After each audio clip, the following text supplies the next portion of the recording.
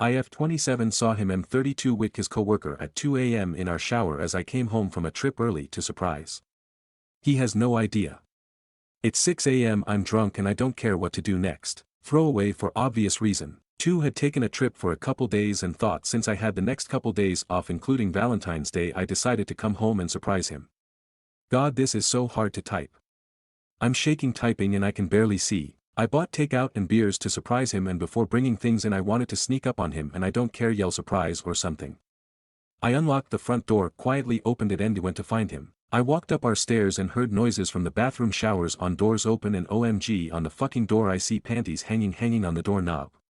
It took everything in me to not scream. I walked to the door and in the mirror behind our see-through shower curtains I see him pinning her up against the wall like he does to me. I never knew the saying was real when you see red. I seen fucking red. I wanted to kill them both. I wanted to do something. I thought about slapping their naked bodies so hard that I would leave marks. Ugh, I didn't say anything. Was that a mistake? God, this is fucking cliché. I didn't cry. He didn't deserve my tears. I didn't even let them know I was there. I just pulled out my phone, quickly took a pic, and walked out. I was so angry during the drive I almost crashed. Pulled over, answer just like that. I ended up at this hotel I'm currently checked in. I had sat on the edge of the bed, and stared at the wall for what felt like hours and I started to drink. One sip turned into a bottle and the numb feeling makes everything easier. He texted me once saying, "What happened, did your plane get delayed?" Like everything was normal, like he wasn't just inside another woman. I didn't reply. I should be planning my next move, but I can't. I can barely think. The betrayal, the humiliation, the anger is all consuming me. I don't know if I'm more hurt by the cheating or by how easy it was for him to text and wonder where I am. We're not married, thank God, but I want to or not want to hit him hard with this fucking humiliation. TLDR, caught my husband with his coworker, took a photo, left without a word. I'm at a hotel, drinking, and don't know what to do next. Edit, I should clear things up. Now that I'm calming down and planning my next move. I should clarify he proposed to me on my birthday. We are not married yet though. I called him my husband in the post cause WTF, he was going to be my husband. Edit, 2 OMG, I didn't think this would get so much attention. Thanks so much for the needed support. At 9:30 a.m. I haven't slept, drank some more and I feel like absolutely shit. I'm just holding a buzz. I showered for God knows how long. Cried for even longer. There's responses I want to respond to. But it just sends me into a spiral of tears. I texted him saying my flight was delayed and there were no flights till Valentine's Day. God, I bet he is just happy, that fucker. So I've done some thinking and I want to get it so he watches me walk away and he can't do nothing about it. I've already texted my brother, my godsend of a brother, to let my parents know and that I'm coming home. He lives in town so he's got a friend to drive my car while we go to my parents. They live about 5 hours away. I'm in no shape to drive. I'm not sure how to keep updating you guys unless it's in the comments or editing. I don't care how to make an update post someone has to show me. I must have looked pathetic sitting alone, stuffing my face with tears streaming down my face. I tend to eat when I'm feeling negative, but it made me feel a little better. Especially now that I can kinda think more rationally. I'm currently waiting for my brother. As for the situation at hand, I'm going to text him that on Valentine's Day I want him to meet me at our restaurant and I'm going to get some type of metal trinket that holds photos, put it in there and have him open it. Or I don't care. Once he sees it I'm going to take my ring off and just walk out without a word. That's all I got for now. Edit 3, you guys are seriously the best. The amount of support from everyone is phenomenal. I just wanted to say that first and foremost. God, I'm a lot more straight-headed now. We stopped for more food on the way to my parents.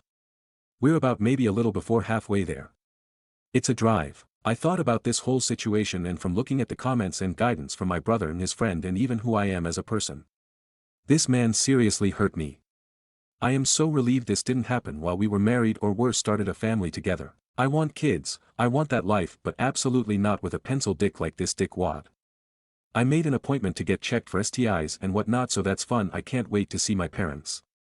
My dad is so angry. I decided the text I sent will be my last text and that kiss before I left on my trip will be the last time he sees me. Hopefully. I can't say we won't see each other, but when we do I'll look and feel and be a lot better than I ever was. I'll update again, but for right now I need me time, I need my family. Thanks again. Edit 5:08 and 32 seconds AM. OMG guys, we had a good time last night. My brother really got the works in place to welcome me back home. Seriously needed this. He's been texting maybe every few hours asking, what time now, going to be home tomorrow, did you come home, I thought you took your hat, and a couple calls etc. God, I just blocked him. I've come to realize I don't want to ever be in the same room again. He may have broke my heart but he didn't break my spirit. I've formulated a plan to just get my things when he leaves for work tomorrow. He'll be where he wants to be and then I'm having my family help me with my things. Should I spray my perfume all over the house? And I'm of course leaving the big things because fuck everything. I can buy all new shit. He's even tried calling my mom, so no, I'm done. He has the disgusting audacity to even consider calling my mother. We're planning on leaving tonight, grabbing a hotel and getting things done as early as possible tomorrow. Your girl is single. I see a lot of comments confused. To clarify, I was supposed to be home yesterday at 6 a.m. My plane was supposed to land around 3 a.m. And the drive from our city to the airport city is 2 hours, but instead I took an even earlier flight that landed 11 p.m., took me about an hour to leave the big city, a couple-hour drive to our home small city, and I grabbed some beer at a liquor store that closes in my whole city at 2 a.m. every day. He was expecting me 6 a.m. so that why he texted asking if my plane was delayed, since I didn't show for the time he expected me. Still disgusting that he fucking had her hours before I was supposed to be home. Know why they fucked in the shower. Stupid shit. I'm done. I deserve better. Edit 6:30 a.m. Friday morning. God, I've been up all night. I think tonight I really felt the gravity of the situation. My life was ripped from me, and I had dreams. I'm happy it didn't happen further along the line. I'm happy I found out now, but it's just shitty. Someone people's kids, man. The man must be freaking out now because usually I reply, right? Not a single one. He's all like, where are you? Are you okay? Why aren't you replying? This asshole even has the audacity to accuse me of cheating. He really asked, anything or anyone I should be worried about? Maybe it's a poke at me, but I don't care. We are currently having some complimentary breakfast. He usually leaves around 8 a.m. We're going to go park close by and watch as he leaves. God, I can't believe this is my Valentine's Day. Happy Valentine's Day, I guess. Final update. Hi guys. I just wanted to say first and foremost thank you to everyone far and wide who's offered support and friendship. You've really helped me get through this mess. Here's the update. After breakfast Friday morning, we left straight for his place. It was about 7:45 a.m. we arrived. He was still home at this point and it was expected. We waited a while longer and eventually maybe about 45 minutes later we see him open the door, step out with his coffee, then looks down the street both ways and then just stands there looking at his phone. We thought he was leaving wrong. OMG, guess who was there? Her. Yes, her. If I didn't have anyone to get me through the last few days I would have been fuming red, but nah. It's almost like I expected it. She had walked up from behind him and hugged him, but he took her arms off him, looked around and he quickly lead her back inside. I looked at both my dad and brother. My brother just hollers as my dad shakes his head. Guys, I hope you're not going to be upset that we didn't exactly ghost him. Well, I have technically. After they walked in I felt a ping in my chest and it wasn't just anger anymore, it was finality. It felt as if the last thread of whatever we had snapped inside. I looked away or must have looked sick. I wasn't sure if I wanted to run in there or just tell my brother to drive and leave all my things. I didn't even realize my dad opened the door from the back seat until he shut it behind him. He didn't say a word to us. He just started slowly walking towards the door. He's a police sergeant so I knew he'd be fine. OMG, I remember this moment as if it happens again each time I think about it. My dad knocked twice, nothing both times. Finally, the door cracked open just enough for me to see his face from afar. His entire expression changed the second he realized who was at the door. His smug, relaxed look vanished and his face from where we could see two lit up cherry red were laughing at this point. He didn't close the door, just shifted his body in the frame like some pathetic human shield, as if he tried to hide what we just witnessed. I knew he was scrambling to figure out his next move at this point. I'm not sure what my dad told him, but my dad must have told him to move because he stepped aside to let my dad, and I got worried for a second. Because I couldn't see him anymore, but not even seconds later SHE comes out, embarrassed as hell, and she walks to apparently her car parked a little down the street. Ugh, disgusting. We waited to see what happens as the door is still open. As she drives away, my brother gets a text from dad. He says only my brother come help. We all agreed to just grab my clothes, my art, my records, my pictures, my keepsake jewelry, all of which I told them where everything was, and as time went by I just kept texting with my brother. OMG guys, my brother had texted me saying, he looks like he's gonna shit his pants. It kept my spirits up after what I had just witnessed, yet again. I didn't mind at all not going in. I'm happy it happened this way. It may not have happened the way everyone hoped.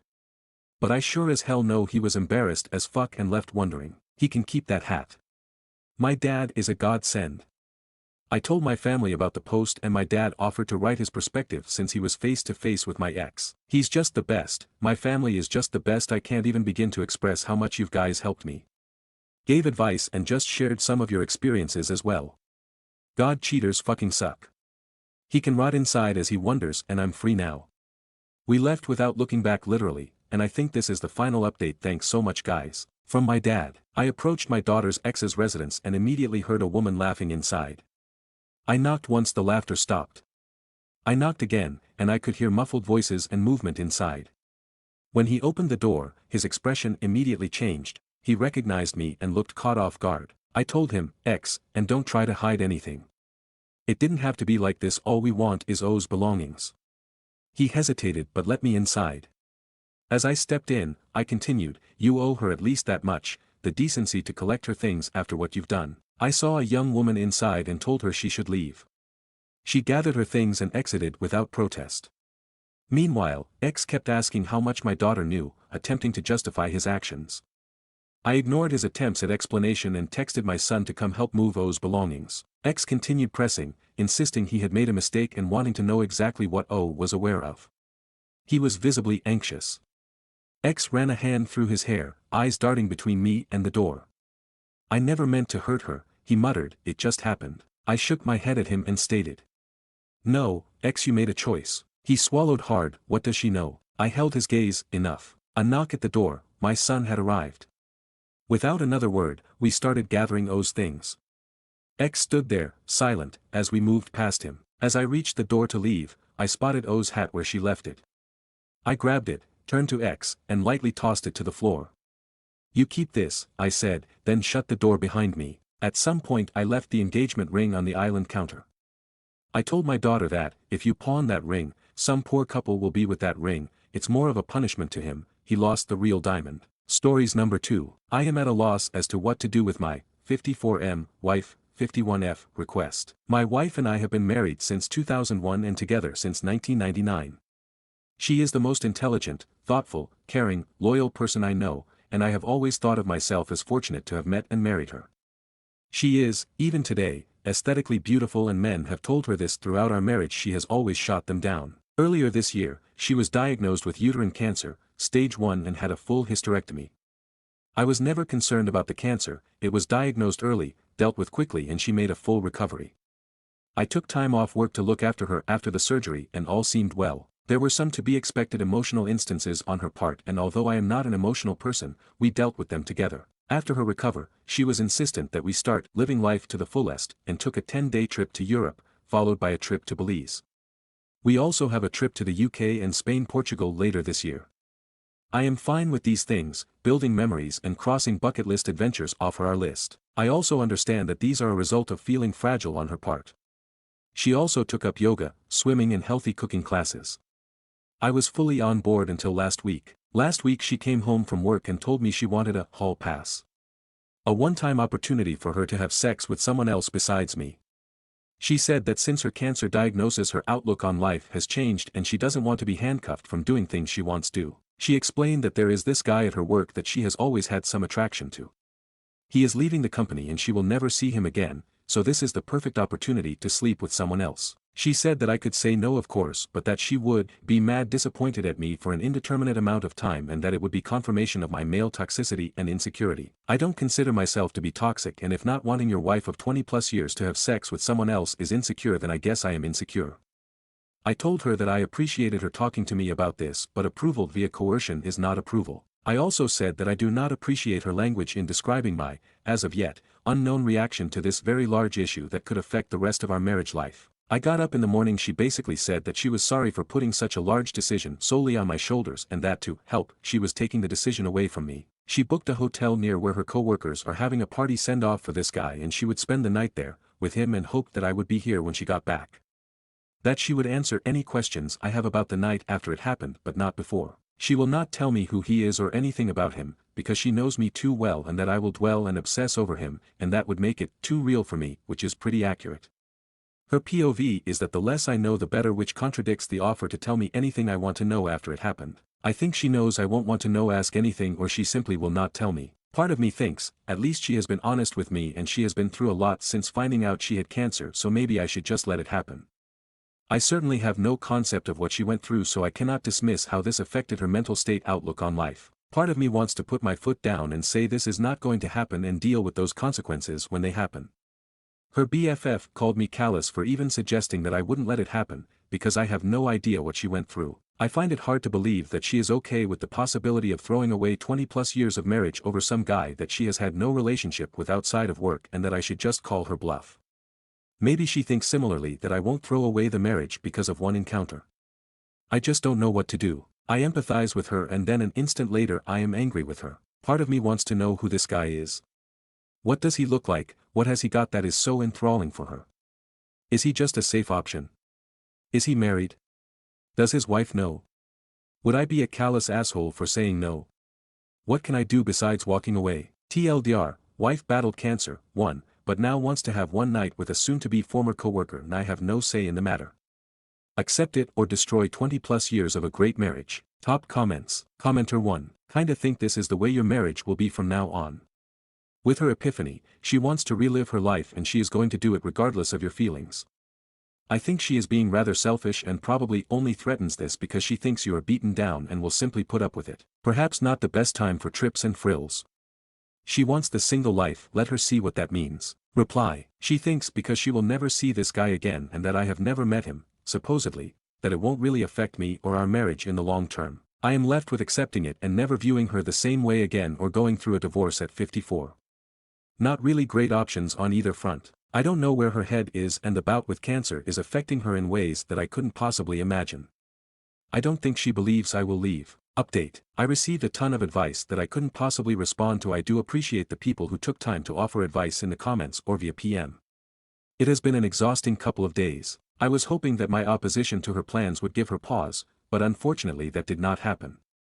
I said I am a hard no, and I am not sure how I will feel about you, if you go ahead with it. I was met once again with, this is for me, it will be one time, what can I say to help you deal with it, you'll get over it, we were meant to be regardless of the situation. Remarks leading up to Saturday. She left Saturday, ostensibly to meet her co-workers, but in reality fucked the guy. I asked her to text me when she was leaving for the bar and when she did I asked her if she was really going to go through with this.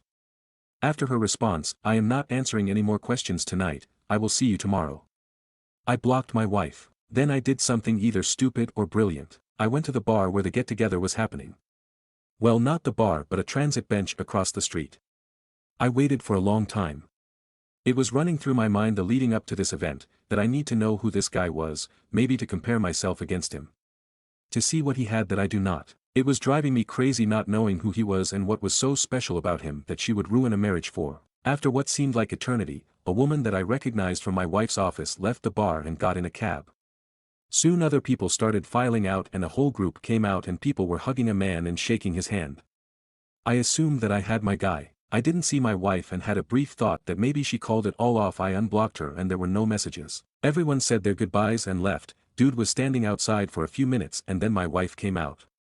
She looked around, took his hand and started walking away together. Of all the emotions I went through, trepidation, sadness, anger, it was disgust that really encapsulated the event for me. This guy was short, fat, and bald, all the things I cannot compete with. Ultimately, I felt like a pervert for watching from a distance. I followed until they got to the hotel, and then turned around and went home. I woke up Sunday morning and put a lock on the master bedroom door. I moved her things to the spare room and left a note asking her to find other accommodations as quickly as possible.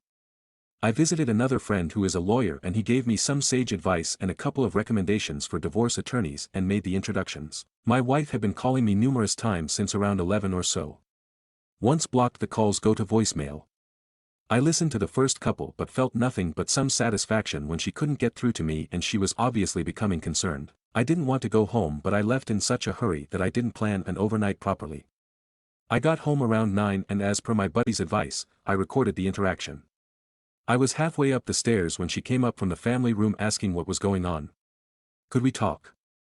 I thought we talked about this. I just answered with I am not interested in discussing this tonight and went to bed. After not getting a response from me through the door she left me alone. I feel kind of like a child for not talking with her and shutting the door on her but I just couldn't look at her. Monday I got up and ready for work. She was waiting for me and asked if we could discuss getting back to normal. I said, "You have been doing all the talking for the both of us for the last week, why don't you continue?" and left for work. I have an appointment with the attorneys my friend recommended for this week. TLDR, she went ahead with it. I am actually more disgusted by who she chose than the sex itself, if that makes any sense. I asked her to find somewhere else to live. Commenter 1. I can only hope that you've decided to do what's best for you. At the end of the day you're the one that has to live with your decisions. From your previous post it's obvious that your wife, and I use that term merely as a placeholder, has made her decision. I know that having something that has been such a huge part of your life end can be daunting, but sometimes it's for the best. Update. My lawyer wasn't available for a few days, so I was faced with the reality of having to live with my wife in the interim.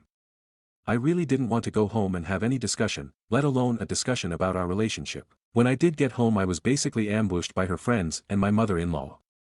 Instead of taking the remorseful approach they decided that a full court press was what the situation warranted and I was basically berated by them. The BFF was definitely the ringleader, but all of them decided to say such things as, "She's been through a lot, you don't know what she's been through, you have no idea what it is like to face something like this was a one-time thing, at least she told you she could have hidden it from you, she will never see the guy again," and my favorite, "You are an asshole for what you have been putting her through these last couple of days." I listened with a dumbass smirk on my face and when there was a lull in their fury, I asked if they were all done now.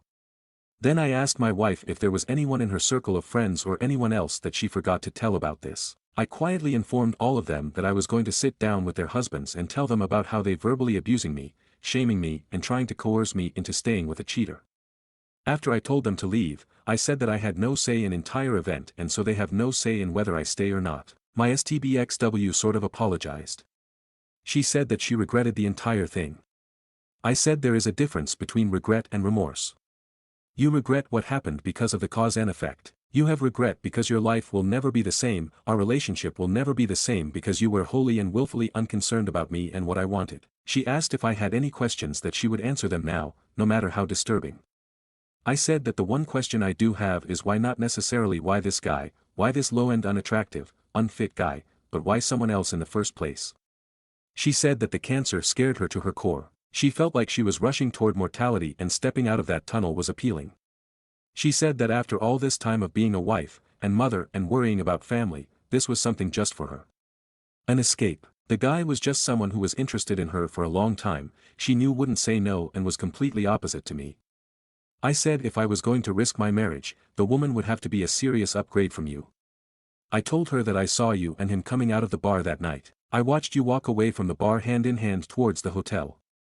I said that you looked too familiar with each other and asked if there was something going on before all this. She said no, but who knows if that is the truth or not. I said that after all our years together, your lack of respect for me was astonishing. I finished by saying that I would never be able to look at myself in the mirror again if I condoned that level of disrespect and stayed with you. I said I hope we can go our separate ways amicably and that I have an appointment with a lawyer later in the week. I again asked her to find some other accommodations and she simply said, "I am not going anywhere. We are not getting a divorce. I will give you all the time you need and do whatever you need to recover from this. We will get past this." She has asked me to go to marriage counseling, which I refused. Why would I go to counseling? I did nothing to warrant needing a therapist's advice. I had her served and gave her a notice to vacate. The house is my premarital asset. She has moved in with her mom, but I find her constantly coming by to see if I need anything or making suggestions like, "What if we had an open relationship only on your side?" or threesomes, which seems kind of desperate and pathetic. Rebuffing her constantly and telling her she has to call to ask permission before coming by and finally seems to getting through to her that there will be no us going forward. She has said that she will drag the divorce out for as long as possible, but so far has been compliant. The worst part of all this is telling my daughter that we are getting a divorce and why, followed closely by her begging me to give her mom another chance. I am not sure I would have been afforded the same consideration if I was the one who was cheating. TLDR, a lot of unkind things were said but she has been served and has moved out. Divorce is next with me hoping mediation is reasonable and I don't get screwed in the end. Comments from OOP, on his daughter, I think it was just a gut reaction. In the weeks that have passed, and the more she understands what has happened, the more irritated she is becoming with her mom. On his wife, I loved my wife. I, and others, found her to be stunning, she looks like Linda Carter. Now, knowing that she fared down so low makes her a non-entity that I could never look at the same way again. No amount of counseling is going to change the way I see her. Some Q&A. Something had to transpire prior to her hotel excursion. There's no way she decided in a matter of a few days to pick and cheat with AP. Getting sex is easier for women. Maybe they were involved in a EA before and this was a culmination. I don't really know nor do I care, unless it benefits me during the divorce. After vacating your house, is she feeling any remorse?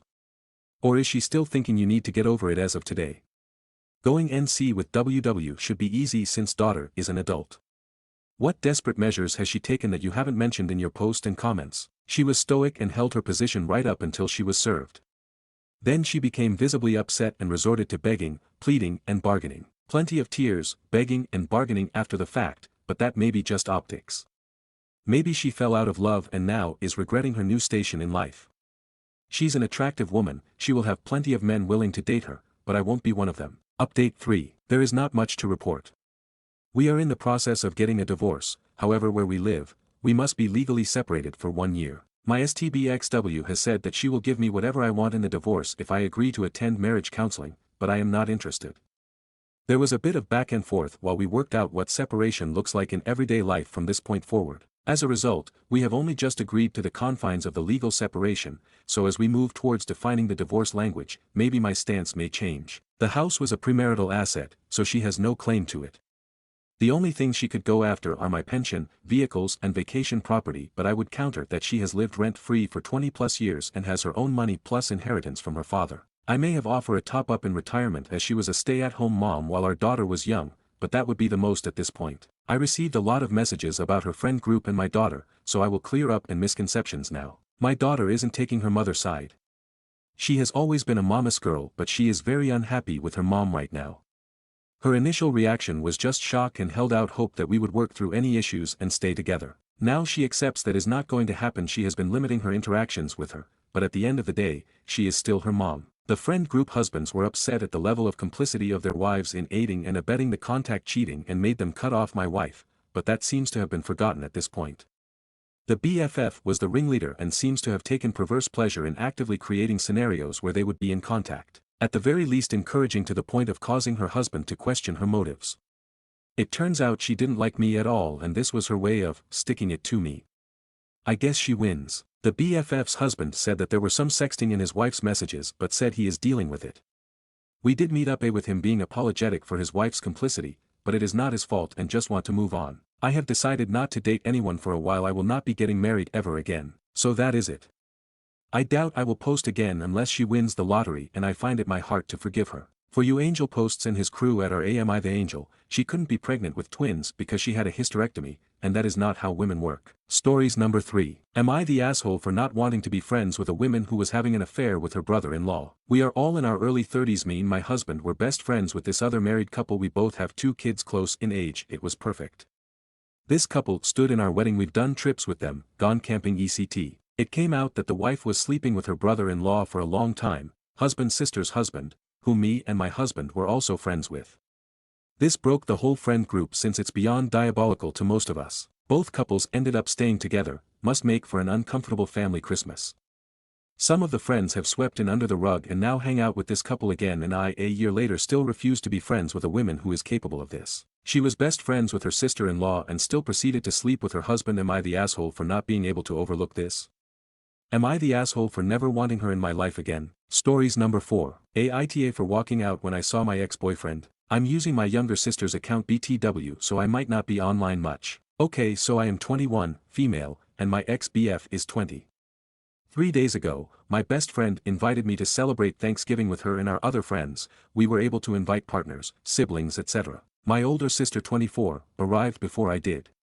So a little over a while later, she texted me, but I was driving and my phone was on DND, so I couldn't read her message. Plus I don't want to risk getting a ticket LOL, and also, before I left my house, she called me and said that she drove to my best friend's house an hour earlier because best friend needed help with something and I don't know what it was. Well, when I finally arrived to my best friend's house, I parked into the driveway and got out. I made sure to double check if I had locked my car or not before I headed inside. The door was unlocked and I didn't need to knock because my best friend says that we aren't strangers and that she trusted me most. Sweet, but either way, I still texted her to let her know that I had arrived and she reacted with a thumbs up. I opened the door, walked inside and closed it behind me. I walked inside the living room, no one was there. I then went to the dining room and everyone was sitting there while some were setting up the table, placing plates, forks, spoons, napkins, etc. However, when I took a few steps inside the dining room, I saw my ex sitting on the side of the table where I could clearly see his face and my brain really said, oh hell no, and without thinking for a second, I turned around, opened the front door and walked out. I still had my shoes on so I was quick to leave. I thought that no one had saw me but when I got into my car and started the engine, I heard my best friend shouting my name. I know this might sound rude but I didn't even glance at her and drove off immediately. I got a few texts from my best friend but I didn't hear any notifications because I had my phone on DND, but when I did, I was already home and received like 10 plus messages from her and they were all pretty much the same. Hey, my name, why did you leave so suddenly? Dinner hasn't started yet and you're already gone. Where did you go? Did something urgent happen? Why did you leave? She be acting as if my ex wasn't there, like girl, was I being paranoid or was my ex really there? I just left her on read and haven't spoken to her or anyone else yet. Even today when she called me, I didn't answer. Thing is, my sister, I forgot about her and I haven't heard from her yet. I did text her before I wrote this post but she hasn't responded yet, so in the meantime, I'll be waiting for her response. Oh, and the message she had sent me said, yo, my name, your ex just arrived with my best friend's name, brother. Did you know that he was coming? I responded with no. Edit, the dining room and the living room were in front of each other. For example, dining room on the left, living room on the right. If any of y'all have any questions, feel free to ask. Relevant comments. Commenter 1, just be open about it, my ex was there and I just noped out. Figured no one needed the drama. Reply, I wanted RO tell her about him but I didn't know what came up to me that made me shut up. But I did text her today and she hasn't responded yet. Commenter 2, one would think that your best friend would know that you wouldn't be comfortable being around your ex. Your best friend's brother is TAH for bringing him, and frankly your best friend is a bit of an AH for not making him leave, then pretending like she didn't know why you left. She absolutely knew why you left and a real best friend would have warned you. Reply, I didn't think of this, to be honest. Thank you for telling me, I'm gonna have a talk with her eventually. Commenter 3, this is not a friend. She knew he was there and didn't warn you. It doesn't matter if she invited him, probably did, or if she knew someone else brought him, she knew you broke up and wouldn't want to spend a holiday with him. She set you up to create drama. She is not a friend or good person. Reply, thank you. I'm starting to think about it now and it's actually quite confusing to me. She never hid something from me before but now that she did, I feel like there's something wrong. Update, hi lovelies. I know that y'all don't remember me but it's fine. First, I would like to thank those few PPL who commented on my last post. About 2 months ago, I made a post, on another account, about me leaving my, kinda ex, best friend's house after seeing my ex-BF there. A quick recap, sorry if it's long. A month earlier before the incident, my best friend and I planned on spending Thanksgiving Christmas together, like how we used to do most of the times. That same week, she suggested that we spend it at her house and maybe I could spend the night there. Which, NGL, was a great idea, so I agreed. Well, fast forward to Thanksgiving, I arrived to her house and the door was unlocked, so I just let myself in. To make it clear, we've been best friends for many years, so it was normal for us to just go in each other's house at some times, especially in events, without knocking. And if you're gonna ask, yes, she gave me permission to. Once I was inside, my eyes immediately spotted a familiar figure, who definitely was my ex, sitting at the side of the table where I could clearly see his face. I didn't even hesitate and immediately turned around and left. My best friend then tried to chase me down by yelling for me, but I was already gone by then. I definitely didn't ignore her, and like everybody else who went through the same situation, as soon as I drove back to my house, I had over 10 plus messages from her, basically asking why I left so early even though I had just arrived and that dinner was gonna start soon. I left her on scene. So sorry, I forgot to mention that my sister was gonna be there with us as well and that she arrived earlier before me for 2 reasons. 1, my best friend needed her to be there for help with decorating, cooking and other stuff, all related to the event. But while my sister was there, she saw my ex arriving with my best friend's brother and texted me right away, but I couldn't respond or see the text because I was already driving to my best friend's house, and like I said in my last post, my phone was on DND because I didn't want to risk getting a ticket. The second reason is that I had some really important stuff to do which, for some privacy reasons, I'll be keeping private. Sorry for the confusion. I only responded about 2 to 3 days later. BC, I still couldn't believe what just happened that day. In the text, I said, hey, why didn't you tell me that my ex was gonna be there? In fact, why would you or anyone invite him, knowing damn well what he did to me in the past? Welp. She didn't know what to say to that and left me on scene for a couple of hours before texting me back, apologizing and saying that she didn't know that he was coming. I told her that was bullshit and that she knew damn well that he was gonna be there. She still hadn't answered me yet. The update: sorry to disappoint but nothing much happened. After I sent that text, she never bothered to reply. Before I even knew it, she blocked me. Why? I don't care. Maybe she's hiding something from me. I shouldn't be saying that and suspecting her, considering us still being best friends, but I can't help it. I've never heard from her or seen her again. I tried asking our other mutual friends about her and they all said that they didn't hear anything from her ever since that day. Yes, I told them what happened and how it ended. Some girls even said that she had blocked them the same day she blocked me. Now, the only one who, possibly, knows where she's at and or why she isn't responding to anyone is her brother. But I don't feel comfortable texting him and I don't think that I have the courage to. So yeah, that's pretty much it. It's been nearly 2 months and I'm still blocked. I'll post again if something happens, but for now, I'll just continue enjoying life with my boyfriend. If anyone has any questions to ask, please do. I don't bite. I like reading y'all's opinions, especially the ones who offer advice. Thanks for reading. Edit. Some comments said that if I wanted closure or anything, I have to text her brother, which, I kinda have the courage to. I have him added on IG but he rarely uses it, so if I'm willing to message him, it'll take a while for him to message me back. I'll try to make an update about this whole situation as soon as possible. Either 2, hey again y'all, I just wanted to tell y'all that I won't be able to respond to some comments since there are like a lot of them, 300 plus. I'm gonna try to read as many of your comments as possible, but please forgive me if I couldn't respond. Thank you all for your support and kind words, I really appreciate it. And to those PPL who went through SMTH similar like this, sending much love and hugs to every one of you. I'll see when I will be able to update all. Relevant comments. Commenter 1. Either your ex is now dating your ex best friend or this was some stupid attempt to get you back together with him. Sounds like your sister stayed. May want to ask her how things looked between the ex and best friend. Reply: damn, that first line sounds harsh. I've never experienced such thing and I don't ever want to, but I'll take your word for it. My sister said that he just stayed there chatting with the others but nothing more. Commenter 2. That's fucked up really. To me, it seems like she wasn't really your best friend if she could block you so easily. Maybe she was hiding something or just didn't care enough to make things right. Either way, you're better off without her. Reply: I agree, that's not how a best friend treats their other best friend. Thanks. Commenter 3. She didn't know he was coming to her house. Yeah, I definitely call BS. I think she was dating him or wanting to date him. She isn't a best friend or even a friend. You're better off without her. Reply: exactly. Like how wouldn't she know? A lot of people said that. I'll try to find out the truth as fast as possible so I could share it here. Does OOP's sister talk with her ex-best friend? Reply: no, my sister and ex-best friend don't even like each other for some reason. Stories number 5. My 68F mother was given away for adoption. Now her 69M, 72M, 65F bio siblings are asking her to care for her 96F bio mother. I, 35F, grew up in the US, born and raised in Austin, Texas. My father, 70M, is Canadian, and my mother, 68F, is Greek. Every summer, we vacationed in Greece with my maternal grandparents. When I was 25, my parents retired and moved permanently to Greece after my mother inherited a house and a significant amount of money from her mother when she passed away.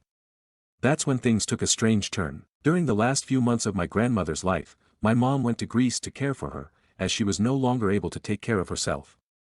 In her final days, my grandmother revealed a shocking secret: my mom was adopted. She wasn't the biological child of the parents who raised her. Instead, she was the daughter of my grandmother's cousin. Apparently, in Greece, decades ago, it was common for struggling families with many children to give a baby to a relative who couldn't have kids. My mother was devastated. She grieved the fact that she never knew her real family and that no one ever told her.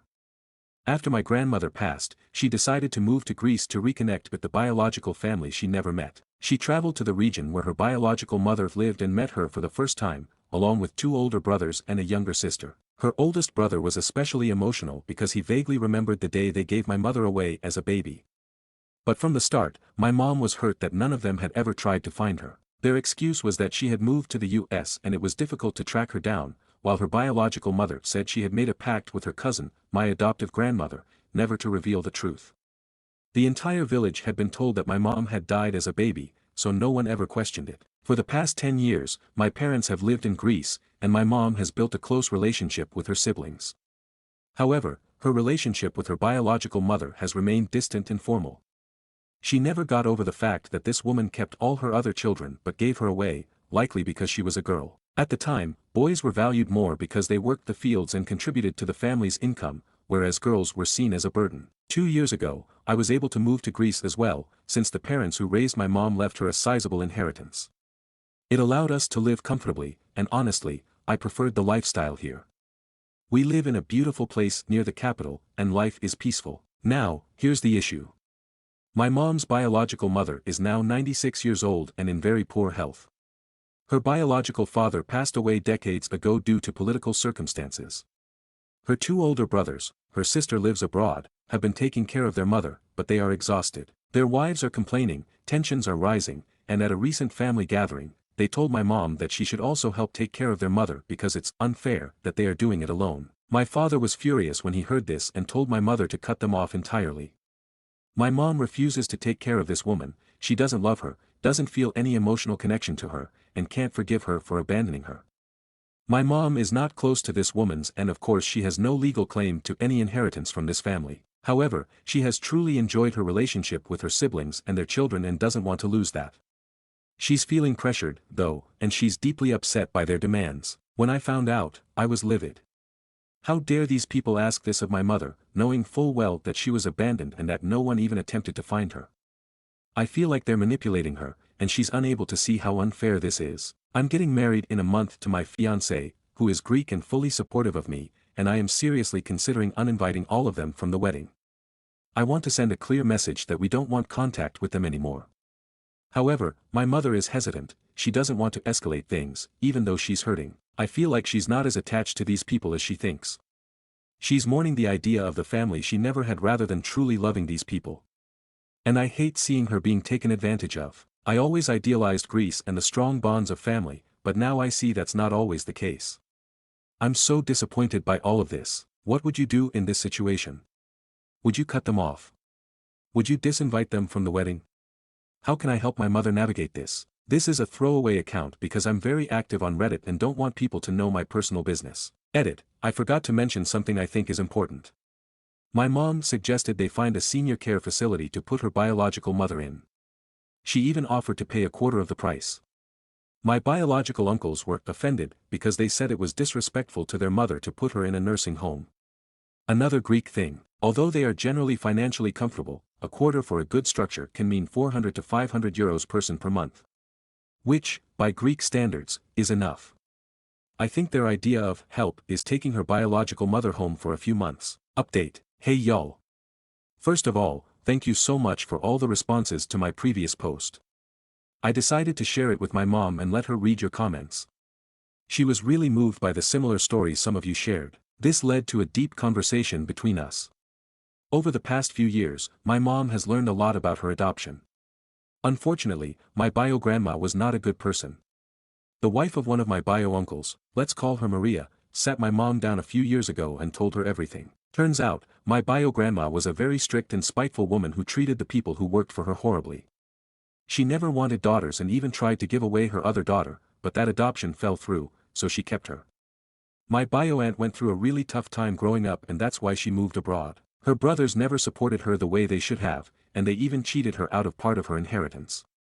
Maria is now thinking about leaving her husband since their kids are grown, and she doesn't want to stay married to a man she knows isn't a good person. As for my mom, she never felt a bond with her bio-mother. But after hearing everything from Maria, she's decided she doesn't want much contact at all. She knows exactly what kind of people her bio-brothers are and never wanted a super close relationship with them. They're not in daily contact anyway, but she does feel attached to her nieces, nephews, and their wives. That's the main reason she hasn't cut ties completely. My mom has decided she will help financially but won't take bio-grandma into her home. She's doing it mainly to support her bio-sister, who is under pressure from their brothers to care for their mother. My mom has tried to get closer to her bio-sister over the years, but her sister has kept her distance. She explained that she has deep trauma from growing up with their mother and wants to maintain some emotional space. But she's still happy they met. This past Christmas, my bio-aunt came to Greece and stayed at our house. I wasn't there because I was visiting friends in the Netherlands, but my mom and her sister spent time together, and it brought them closer. My aunt told my mom to cut off her brothers completely and even invited her to move to her country. She has made it clear she wants only a formal relationship with the rest of the family, except for my mom, whom she loves dearly. Side note for the skeptics, my aunt is financially independent and comfortable. She has never asked my mom, or anyone else, for anything. I had no idea about most of this because my mom didn't want me to see my uncles in a bad light. She still thinks she'll keep some minimal relationship with them, but she's especially close with a few of her nieces and nephews and doesn't want to lose that. One of my cousins, Maria's son, even confided in my mom that he wants to cut ties with his father. When my bio-uncle asked my mom for help, this cousin, who's only 25, pulled her aside and told her to stay away and not give them anything because they don't deserve it. That really got to me. It showed me that not everyone in this family is selfish or manipulative. I actually have a good relationship with this cousin. He gets along great with my fiance since they work in the same field. After learning all this, I met up with him last night, and we talked. He has moved out on his own but still keeps some contact with his dad, mainly because he wants to wait until Maria leaves before cutting ties completely. He told me that his father and uncle inherited a lot of wealth and never really had to work. They started some businesses, but when they struggled, they took large sums of money from bio-grandma and other relatives. Now they've recovered and live comfortably, but they never paid back what they owe. My cousin is ashamed of his family's actions and doesn't want to be judged for them. He also believes they are trying to financially exploit my mom. Because he cares about her and really respects my parents, he warned them not to get involved. After everything, my parents and I made a decision: my mom will give one lump sum of money for her bio-mother's care. Whether they put her in a nursing home or hire a caregiver is their problem. She will also have a final talk with her brothers to make it clear that she is not taking care of their mother because that woman was never a mother to her. When Maria manages to get divorced, which my parents want to support her through, we expect the relationship with the brothers to fall apart. My mom is still sad that she never found the ideal family she imagined, but she feels lucky to have her sister, Maria, and her nephew, whom she truly loves. As for the wedding, we decided to invite them to avoid unnecessary drama. That's the update for now. I truly appreciate all the comments and support. I feel sorry for those who have gone through similar painful experiences, and I hope no one has to go through this again. P.S. Someone in the comments, probably a Greek, suggested that my bio-grandpa might have died for political reasons because he was fighting against the Nazis. Unfortunately, it was the exact opposite. My bio-grandparents were right-wing extremists at a time when the left-right conflict in Greece led to suffering and deaths. A lot of their wealth came from unethical means. Lastly, I feel terrible for ever doubting my grandparents, the ones who actually raised my mom. They were amazing, kind, and compassionate people who helped so many others in the US. Everything they had was earned through hard work. I'm so grateful they adopted my mom, and I wish they had also taken in my aunt. Stories number 6. My little sister slept with my boyfriend and I slept with her kid's dad in retaliation. My little sister slept with my BF and she never told me he told me during a fight 9 years later. It broke my heart, both of them, and she didn't really apologize, she just gaslit me and then dismissed me. I stupidly retaliated by sleeping her kid's dad. I still don't really feel bad, but I finally told my other sister and she's upset with me and I'm pretty sure she's gonna tell my sister. It is what it is at this point. I mainly just feel bad to myself because I stopped to this level, but it's also frustrating how no one has considered my feelings or what I was going through, still am going through, didn't even get an apology, and I was struggling to conceive for years with my ex. They both hurt me and I retaliated. I just feel bad that I morally did that, but even still I am not in a place where I forgive my little sister and I don't think the conversation is gonna go the way people want it to. I am not all that sorry right now to her. I'm just upset with myself. I'm sorry, I have no one to talk to right now, so I'm just gonna leave this here. Stories number 7. My daughter is sad because I attended my niece's art showcase instead of her theater showcase. Am I wrong? My daughter, 15F, had her school's winter showcase last weekend. It wasn't a full play, but a collection of scenes and monologues from different performances that drama students had been working on. My daughter had a good role in one of the featured scenes and was really excited about it. While she never outright asked me to be there, I knew it was important to her. The issue was that my niece, 16F, had her first big art showcase that same night. My sister's husband passed away when my niece was little, and since then I've stepped in where I can. My niece is incredibly talented in painting, and this was her first time having her work displayed in a real gallery alongside other student artists. My niece made it clear leading up to the event that she really wanted me there. I had already told her beforehand that I couldn't come because I was going to my daughter's showcase, and while she said she understood, I could tell she was sad. The night before the event, however, she called me and broke down in tears, telling me how much it would mean for her to have me there. She said she felt like this was one of the biggest moments of her life, and she wanted me to be proud of her the way a dad would be.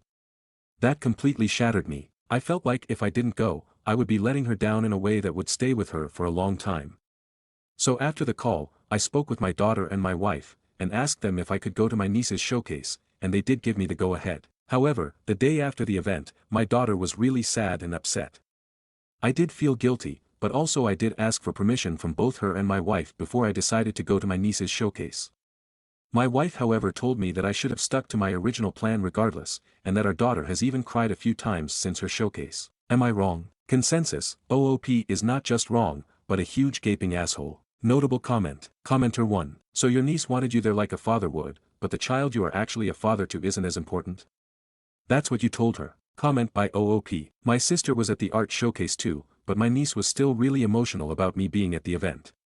She sees me as a father figure, and having me there specifically meant a lot to her. My wife and her friend did attend my daughter's showcase, so my daughter wasn't alone, but she was upset I wasn't there. The art gallery was going to be on display for a while, but the event itself, the opening night where students were there presenting their work, was just for that night. I really wished I could have attended both. If I could have attended one earlier in the day, and the other later, I absolutely would have. Update. Hey everyone. So the past couple of weeks have not been easy. I understand what I did was not okay, and I truly didn't get the depth of what my daughter was feeling until I had a long talk with her where she bared her feelings. And when she cried and cried and cried, it really drove home that I was the one responsible for all this. However, I think yesterday was a really special day. My wife encouraged me to take our daughter out the whole day and make it special for her. So I did. We did a lot of fun things yesterday, went to a movie, shopping where I got her a bunch of gifts, lunch and dinner at a nice restaurant. It was a really special day, and at the end of the day, when my daughter and I came back home, she hugged me for minutes. It was the first in a long time she did that, and it was really special. Now, having said all that, I don't think what my niece did was wrong at all. I was the one was wrong, not her. She just wanted a father-like figure to attend one of the most important days for her life. I met with my sister and her a couple days ago, and I told them that we had to be more discreet and also more empathetic to my daughter. I told them that we can still hang out, and we can still do fun things, but I can't do it at the expense of my daughter anymore. My sister and my niece were really open to it, and we actually had a great day and did a lot of fun things that evening. My sister and my niece are genuinely nice and empathetic people, and I couldn't be luckier to have them in my life. I will still hang out with them, because both are really important to me, but if there's a time conflict with my daughter in the future, I will choose my daughter first. Consensus. Commenters say he still is an asshole, and the word discreet just means he is emotionally cheating on his family with them. Notable comments. If it were possible for a parent to cheat on their kid with another kid, this is what it would look like. Date night with the main one, then pop right on over to see the side one. Whoa, happy your niece has the father your daughter wished she had. Stories number 8. Two friends cut us off because we didn't invite them on vacation. Hi, so I, 22F, have a big friend group of around 10 people. We usually get along fine and get together a few times per month. A few years ago, we tried to set up a vacation with all of us, but it didn't work out because no one could find the same exact time to go.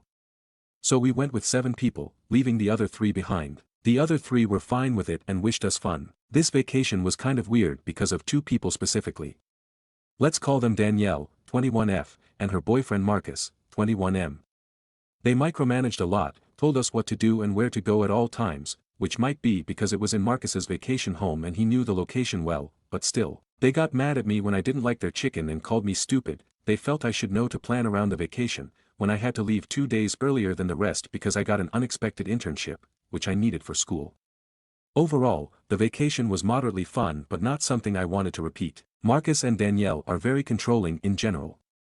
At one point, they even checked our locations, saw that we were hanging out with a few people, called us, and asked why we didn't invite them. Last year, I came up with the idea of going on vacation with a few people. I asked in the group chat and said I could only bring 4 people. The first 4 who responded went with me. Danielle and Marcus were not part of this vacation and got extremely upset, calling us names and saying we weren't real friends, etc. We offered to have them come if they booked an Airbnb nearby, but they only agreed if we split the bill with them. We tried to accommodate and communicated every detail, but the booking got postponed so much that it cost us a lot extra, almost €200 each. We couldn't find a solution and decided to go without them. They got very mad and said we cannot go on vacation without including everyone. The other 3 people from the first vacation were also not going, and they were okay with it. It's just Danielle and Marcus who were upset. They think that because they invited us the last time, they should join now. They even imposed a rule that if a vacation includes 3 or more people, we have to invite everyone. Fast forward to last summer, I found that rule stupid and asked my 4 best friends in this group if they wanted to go with me on vacation. They said yes, and we started planning. My grandma surprised us for my 21st birthday by purchasing rooms in a beautiful hotel for each of us, so it was quickly decided we would go. We knew we had to tell Danielle and Marcus somehow because just going without telling them would make them very upset. We postponed it, and 2 months went by without telling them, making it awkward. I finally told them kindly what the plan was and that it wasn't intended to be rude. Well, this backfired. They became extremely upset. When I first told Danielle, she seemed okay with it, but then I received a text from her saying that they were actually extremely mad at me. They were upset that my friends and I didn't communicate and just booked the vacation without them. We somewhat understand, but we just didn't want to go through the whole thing again like last year. Now, a few months later, they have completely cut us off. They told us that we were the worst friends ever, that we shouldn't treat people this way, and that we need to behave differently. I'm curious to what others think. Because maybe I really was a bad friend and need some perspective. Edit, I see some comments talking about my finances and affording multiple vacations a year. To be honest, I don't care how that's relevant, but maybe the context changes things. We are not from the USA. In our country it is so normal to go on vacation each year. Also, the vacation with Marcus and Danielle was a budget holiday, but I do understand how this all might sound. We are all incredibly privileged and there are so much bigger problems in the world. This shouldn't even be one. You are all completely right. Stories number 9. Aita for being mute to my cheating ex-fiance, even when she talks to me directly. I, 30M, was engaged to a woman, 30F, but a couple of months ago I was forced to call off our engagement. We were close to our wedding and I found out she'd been having an affair under my nose for months with a close mutual friend. She unashamedly left the house in the middle of the night to see him, came back and confessed to me where she'd been. The wedding that we cancelled cost thousands and we're also trying to sell our house we've only been in for 18 months. She moved out to stay with a close-by step-parent and I'm in the house as we sell it. I hope none of you have ever been in that situation, but if you have, you'll be aware of the myriad of anger, pain, doubt, frustration, heartbreak and sadness you feel. She's paying her share of the mortgage and comes back occasionally to get stuff. When she's been back the past few times she's tried to make conversation and I can't even look at her. I can't even look in her direction. I give one-word answered at best and am beyond blunt, but not rude with her. She's changed her hair, bought new clothes and seemingly walked around like the world has moved on, and so has she. The past few times she's been back to the house she's talked to me and I've ignored her, literally just blanked her. She's asked me questions like, "Did you have a good week? How's things? Is work busy?" etc. and I've just ignored her. To interact with her hurts too much. We had a few house viewings lately and she wanted to ask me about who do them, and again, I'd blank her. She'd roll her eyes and look at me and say, "Why are you like this? I just don't understand how you can be like this, and why are you like this now? It's been a few months." The rage I feel, the sadness, the thoughts that run through my mind when she says this are not worth repeating. She's seen me leaving the house before when she's been back and asked her I'm going, when I'll be back, who I'm going to see, and again no answer. The only replies she gets are via WhatsApp message where it relates to selling the house.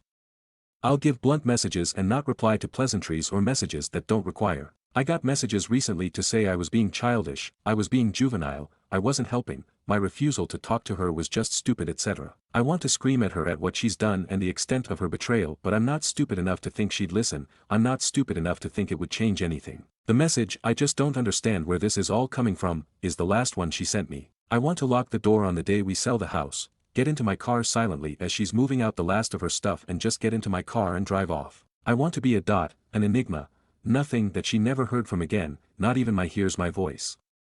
I can't do it. I can't trust myself to talk to her. I want her to be met with silence. The rest is silence. Aita for refusing to talk at all to my cheating ex-fiance even when she talks to me. Edit, I wasn't expecting this many responses, never mind so many of them so kind and supportive and helpful.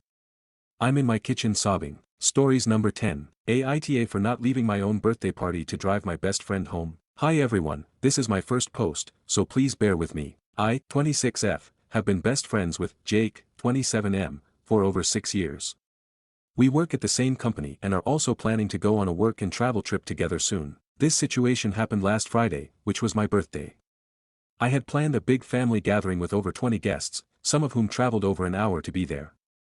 Jake was invited, and he told me he would come. The night before, we went grocery shopping together, but while sitting in the car, he suddenly told me last minute that he wouldn't be attending because he picked up an extra shift at work. I was a little hurt because we always celebrate our birthdays together, and he didn't need to take the shift. Our company has plenty of people who could have covered it. But I accepted it and moved on. On my birthday, we were texting before his shift. For context, Jake doesn't have a driver's license and usually relies on public transport or walks. I do have a license, but I don't own a car. I use my mother's when I need it. That afternoon, he mentioned that he would have to walk home because public transport stops running at a certain time, something he already knew when he took the shift. He also told me he was feeling a bit sick and asked if I could pick him up and drive him home. Our boss even told him he could leave 2 hours early to catch the last bus if he needed to, but he chose not to. I told him I couldn't leave my own birthday party just to pick him up and drive him home. I had guests over, food and drinks to serve, and I felt it would be rude to leave when people had put in time and effort to celebrate with me. He replied, "Can't you just leave for 5 minutes and drive me home?" I explained that it wasn't just a 5-minute trip, I would be gone for at least 30 minutes in total. He replied with a dismissive, "Okay." Later, I checked Find My to make sure he got home safely and texted him, apologizing that I couldn't drive him, reminding him that I normally do, but I really couldn't leave my own party. That's when he got angry and told me my behavior was unacceptable and that I was just making excuses. For further context, I do drive him home fairly often, even when I'm not working the same shift as him. But this time, I had a prior commitment, one that he was originally supposed to attend. I reminded him again that our boss had told him he could leave early to catch the bus. At this point, he started arguing that the town is dangerous at night, but we've both lived here our entire lives, and nothing has ever happened to us. I used to walk at night all the time before I had a license, and another friend of ours, who is also a coworker, regularly walks home late at night without issue. I tried to understand if something else was going on and asked him if maybe he was upset about something deeper and just projecting it onto this situation. I might have worded it poorly, but instead of talking, he just exploded at me. I apologized if I said it the wrong way, but at that point, he wasn't listening to me at all. Meanwhile, he wasn't trying to understand my side either. I told him it was my responsibility to be at my own birthday party, and that my guests had made an effort to celebrate with me. I couldn't just disappear for half an hour. He dismissed that and told me I was a bad friend, a bad sister, because I said I wouldn't drive my sister home either if I had prior commitments and it wasn't an emergency, and that my priorities were all wrong. In the end, he told me he didn't want to see me for a while. I am honestly confused and questioning our friendship after this because of how he reacted. I really tried to understand his side, and I get that he was hurt that I wasn't there for him when he needed me. But at the same time, I couldn't just leave my own party if it wasn't an emergency. Now I don't know if our friendship can bounce back from this or how I'm supposed to rely on him moving forward. If this is how he reacts to something like this, what happens if we end up in a similar situation while traveling? Is he just going to leave me behind if I don't do what he wants? For the context, him feeling sick was related to a sore throat, so nothing that would be classified as an emergency. Fake names for privacy. So, Aita for refusing to leave my own birthday party to drive him home. I know it is early to update, but I have received a lot of valuable advice in the comments. I am so grateful for y'all. I did reflect and had a talk with my parents. Relevant comments. Commenter 1. I think if you really look back at your dynamic and who does what for who, you will find a huge imbalance with you doing more. Also, the fact that he did not want to go to a party celebrating you and not him and he wanted you to leave the party is indicating he just wants to use you. Reply. Yeah, there is a bit of an imbalance in the dynamic, but I thought it might be because of our different circumstances. His family isn't as well off as mine.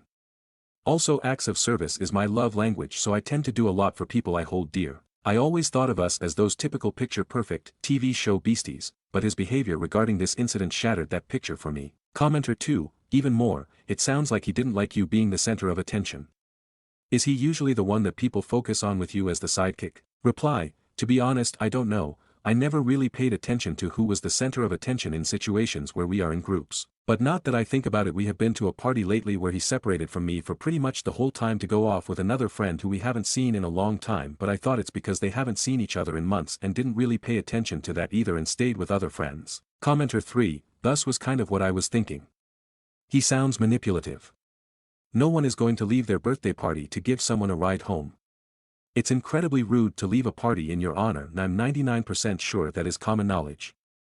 Either there is something else going on or he fabricated this whole thing as a test. Reply, and he told me that he has talked to others about it and not one of them disagreed with his point of view. That made me a bit insecure if I am the asking out here, but I think the comments are debunking it. Thanks y'all. I just would love to know what he told those people, or his thought process for that matter, because I would never react this way. The test could be a plausible explanation. He might have felt the need to test me before we go to another country for 1 year. That's the other thing I need to figure out, because if that is how he is reacting to something like this, I can't rely on him, and even if our friendship survives, I can't go to another country with him as support system. Commenter 4, I don't think you can rely on him. In order to figure this out, since this is a years-long good relationship, you need to sit down face to face with him. At some point, you also need to say that you're reconsidering a move to another country.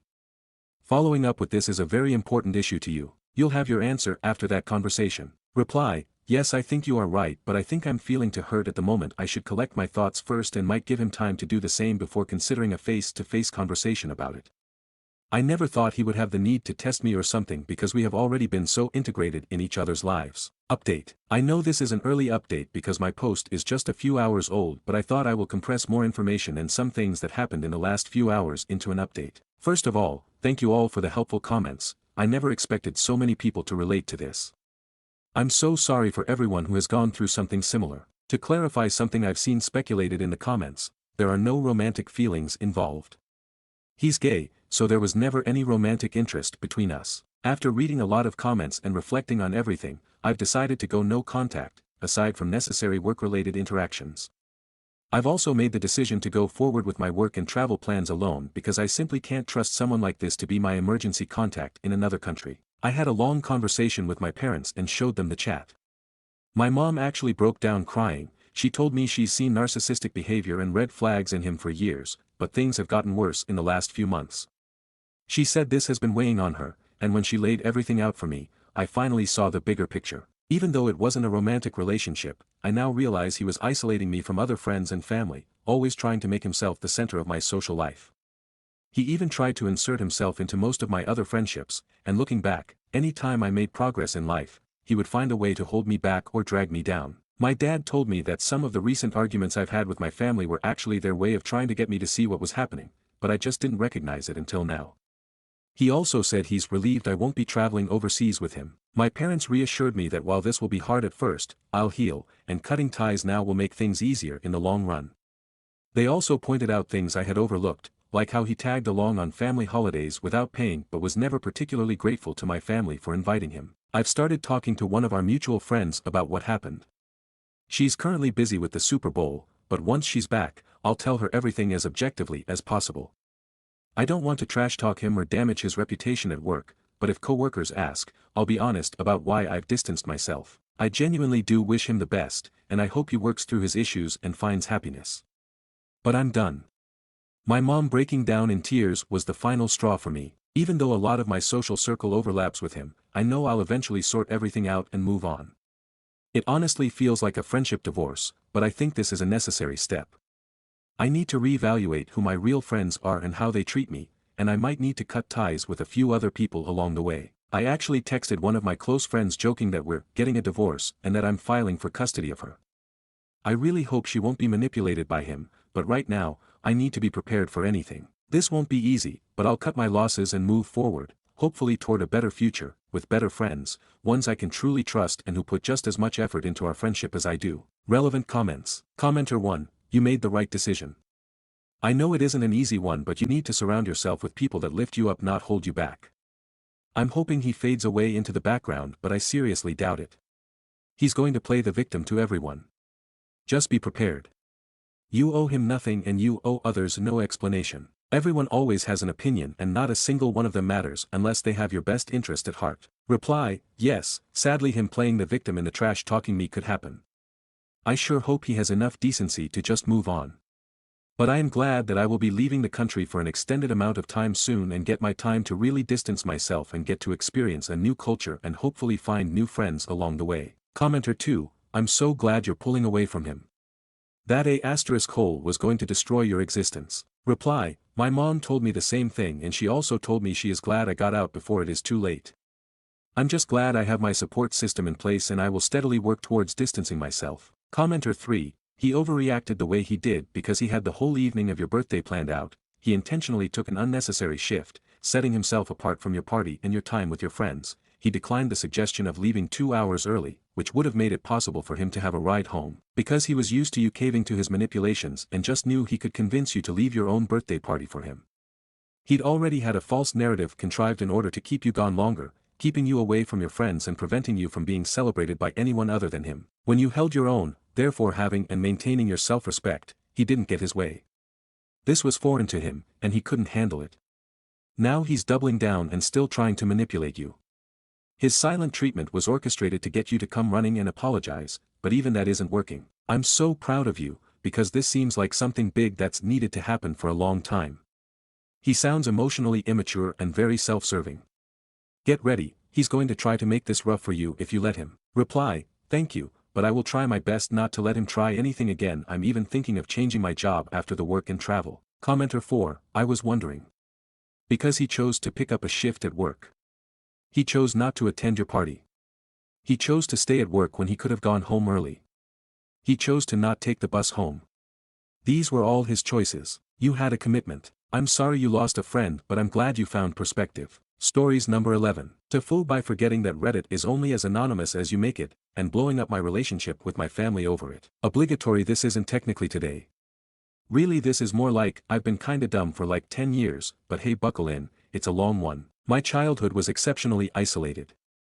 When I was about 5 years old, we moved to the top of a mountain in the middle of the desert, ostensibly because my parents wanted their eventual 11 children to grow up free and wild, but also because extremely traditional Catholicism tends to stick for children when those children have absolutely no contact with reality. We would descend the mountain for church on Sundays, and then once a month we would join other Catholic homeschoolers for a morning at a local park, and some years we did 4-H, but that was about the extent of my socialization. I was unhappy, but I was never quite sure why, and my parents were always very quick to explain that my unhappiness was a result of the devil or spiritual attack. Enter the internet. The glorious, populated, community-filled internet. As an older teen I began doing some classes online and I got an ancient brick of a laptop to help with that.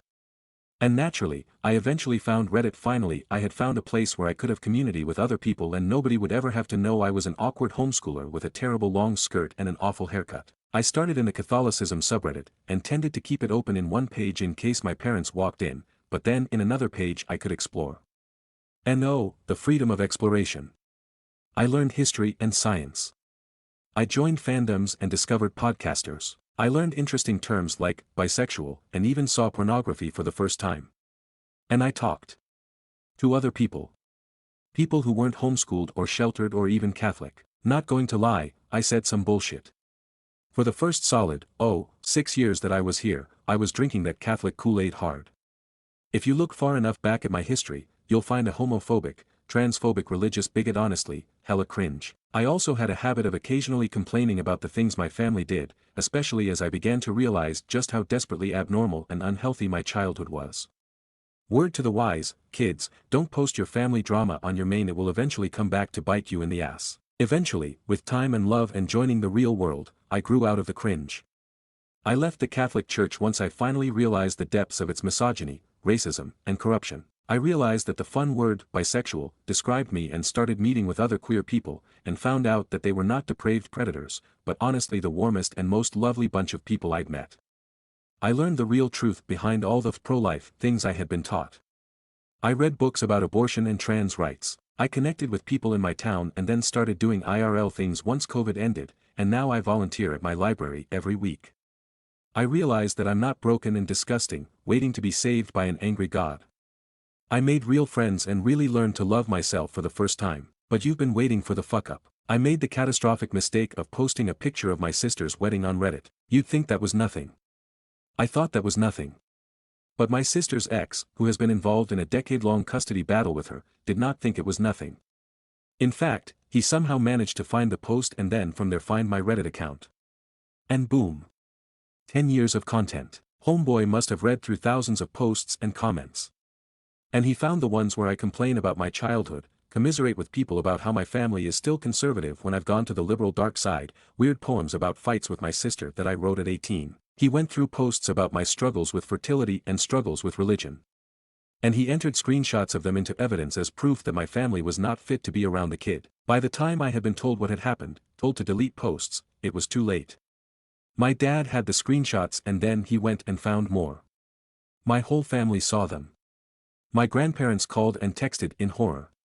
My aunt across the country was dragged into it. The next thing I knew, I had text after text from my sister telling me that I needed to make a statement that I was a psychotic lunatic, lying about all of it. My mother apparently wrote a statement for me that said as much, according to another sibling that saw it before she tried to make me sign it. My sister claimed that wouldn't get custody of her kid back if I didn't either claim psychosis or sign a statement to that effect. Because that's perjury, though, I did not. Because see, I'm not a lunatic. I'm a dumbass who overshares on Reddit, who isn't, and I've been diagnosed with depression, who hasn't, but psychotic. No, I wrote my own statement, basically laying out all of what I just said. I was a sheltered kid who used the internet badly, and some of what I had said online has been said without the full knowledge of their respective situations, but my mistakes were my own. And because my sister had been adamant that I needed to call myself psychotic, and my mother had already written something for me, I thought it best to send to my sister's lawyer directly, so that nothing could be added or amended without my knowledge. This was, apparently, a big mistake. I woke up to an email from my sister about how she can't believe I would imply I don't trust her, would you, and how I'm going to die alone without any friends or family. She's going to paint me in court as psycho anyway because only a crazy person would, checks notes, talk to a lawyer in a legal situation instead of the person who already seems to have made plans to have you perjure yourself. My whole family basically hates me and that's the end of that. All in all, you might agree, no great loss. And it's not. No, friends, the loss is this Reddit account. 10 years of karma. 10 years of relationships and carefully curated content.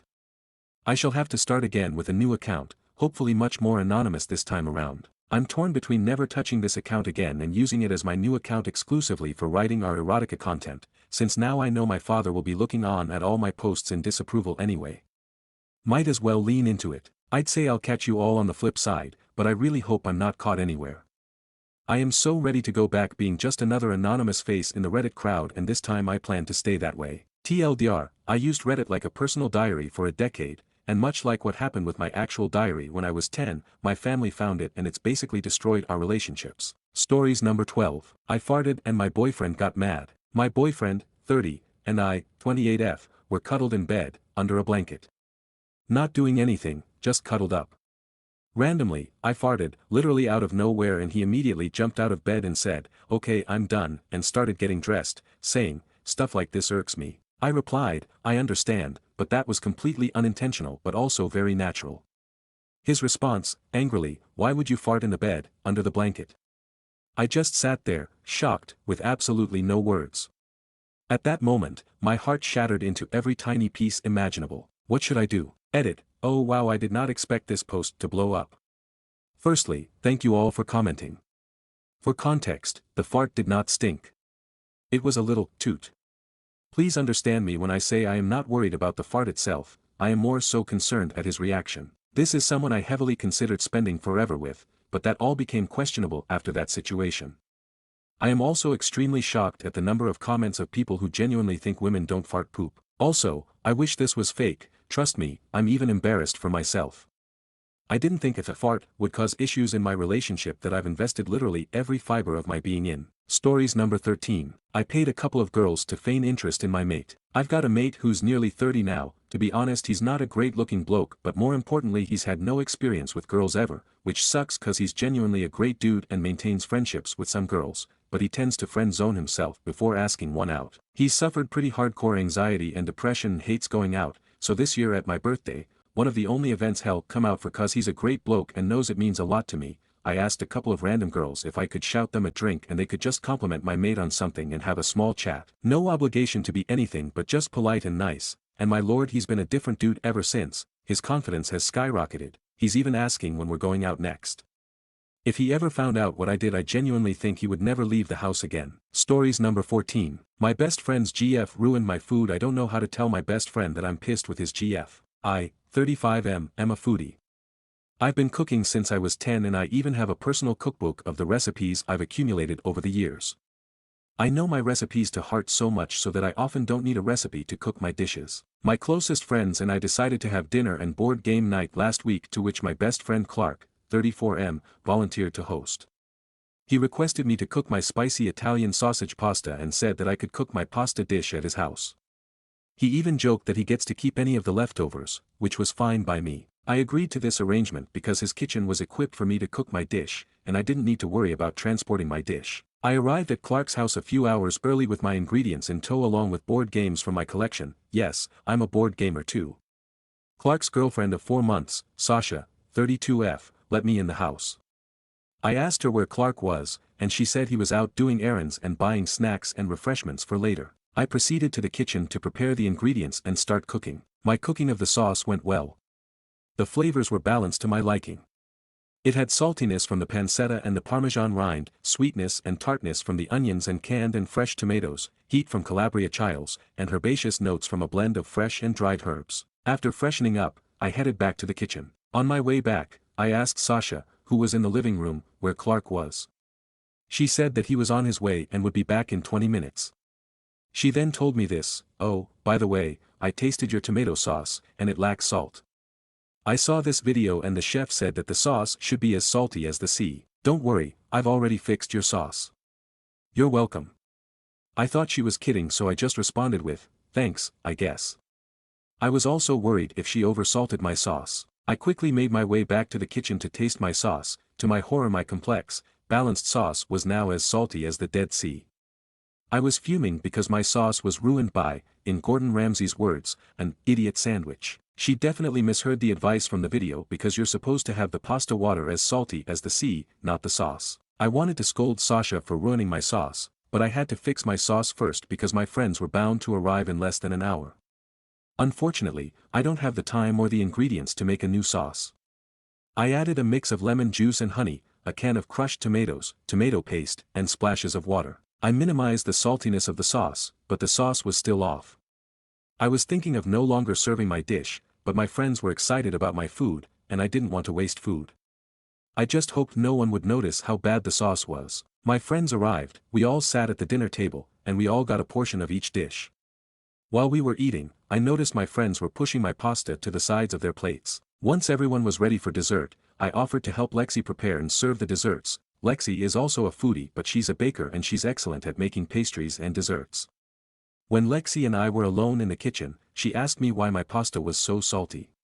That's when I told her everything. I then told Lexi that I'd let it go for the meantime, and we should just enjoy the rest of the night. I was doing so well to not show I was bothered, but then Clark, along with Sasha, approached me and said my pasta dish was saltier than he remembered.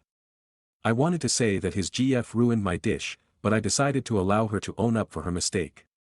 So, I told him that I had no idea what went wrong. I mentioned that I properly salted my food, tasted the sauce as I went along, and made it a point to say my pasta water was seawater salty, but that has never affected the saltiness of my pasta dishes.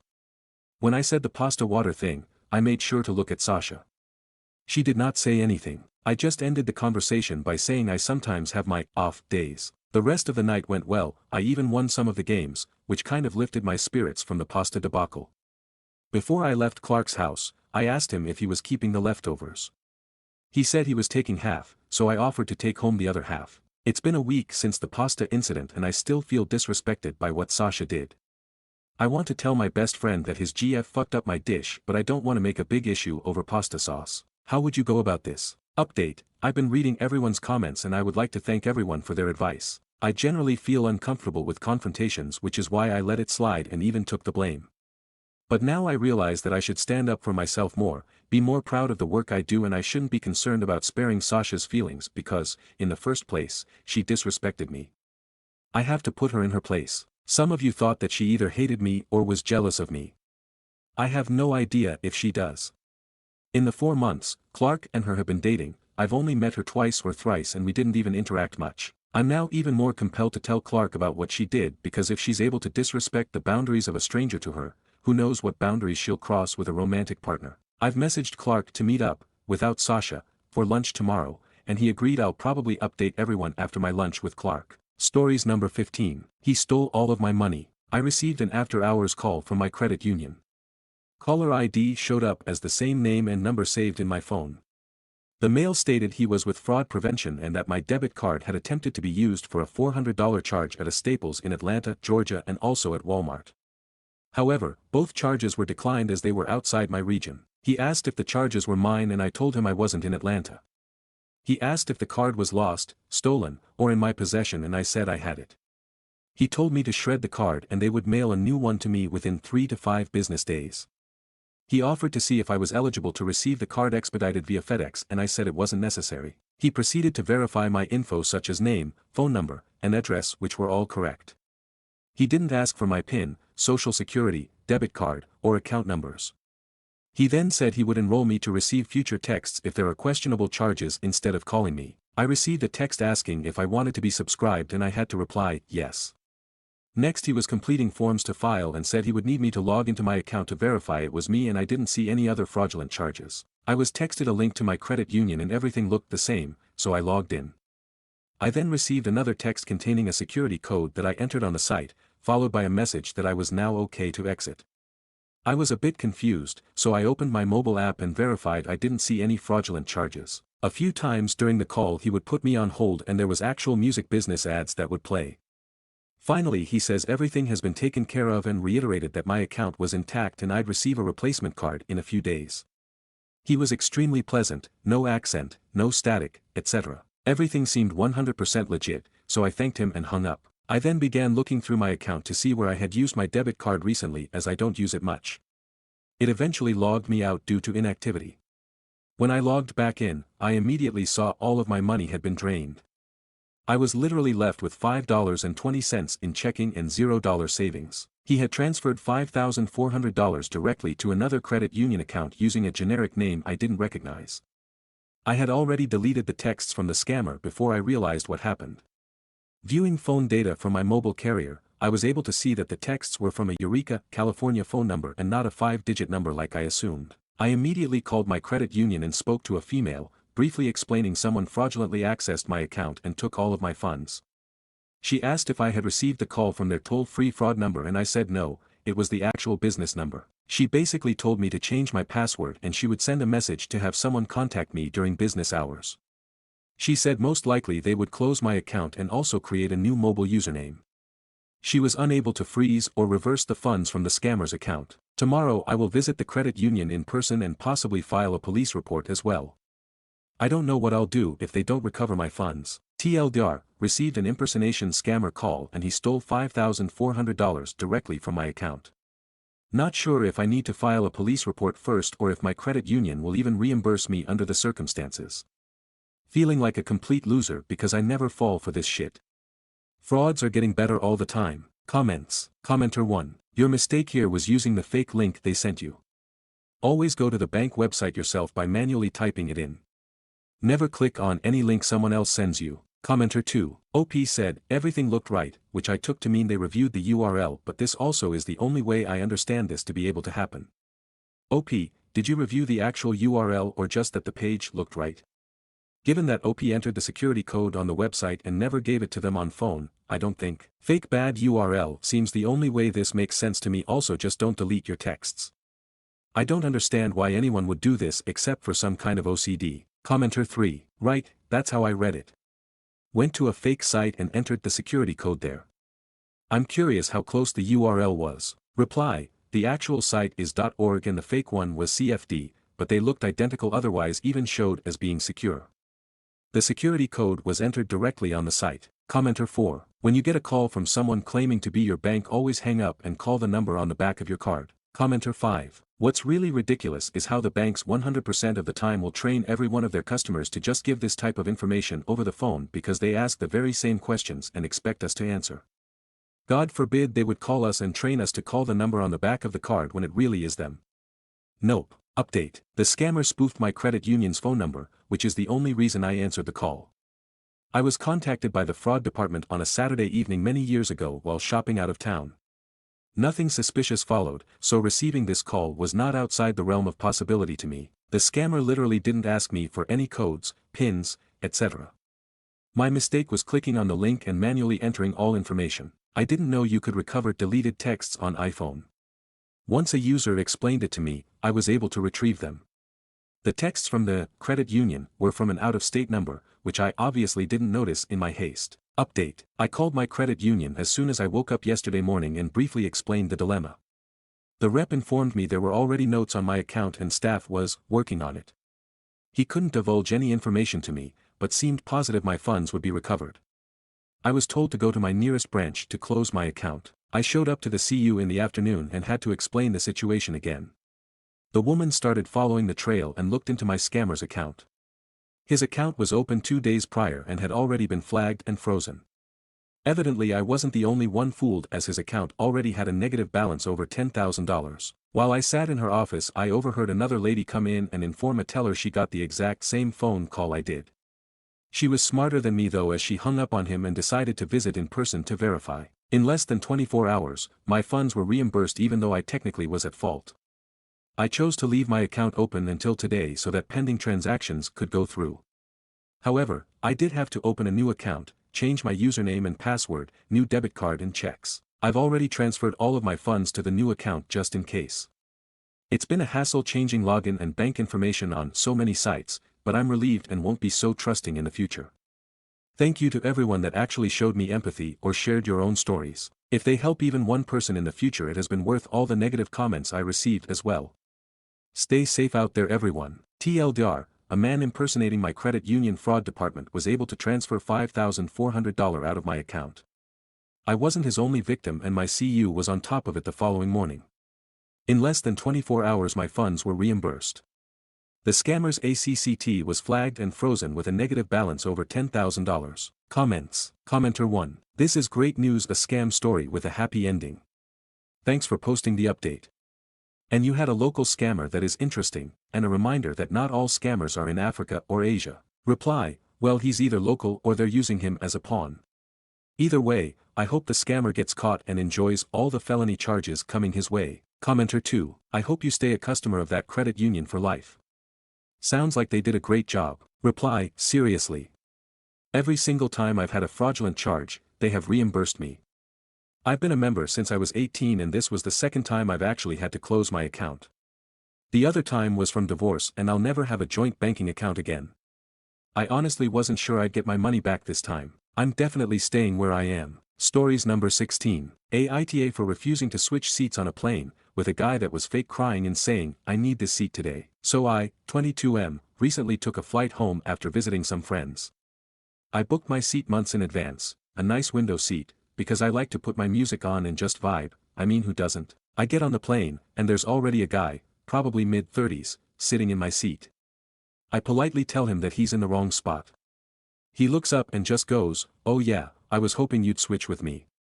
I have a middle seat like 5 rows back. I tell him, yeah, no thanks, I picked this seat for a reason. He sighs super dramatically and goes, come on, man, have a heart.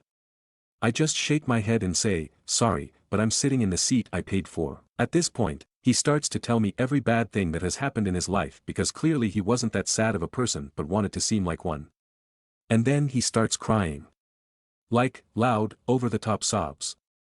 The lady next to him looks super uncomfortable. The flight attendant comes over to ask what's going on, and before I can even say anything, he goes, is there no humanity left on you, asshole? I explain the situation, and the flight attendant just stares at him and goes, sir, please move. Dude gets up all huffy and says, wow. Some people are just heartless. Then he dramatically walks off to his middle seat. I thought that was the end of it, but when we landed, he stood up, looked me dead in the eyes, and said, I hope you have a terrible life. So, AITA for not switching seats. Stories number 17. Kid's birthday party. Is this normal or am I being entitled? Earlier today I went to a birthday party for my daughter's 6 friend from school. The party was being held at Build-A-Bear, but it wasn't run by the employees.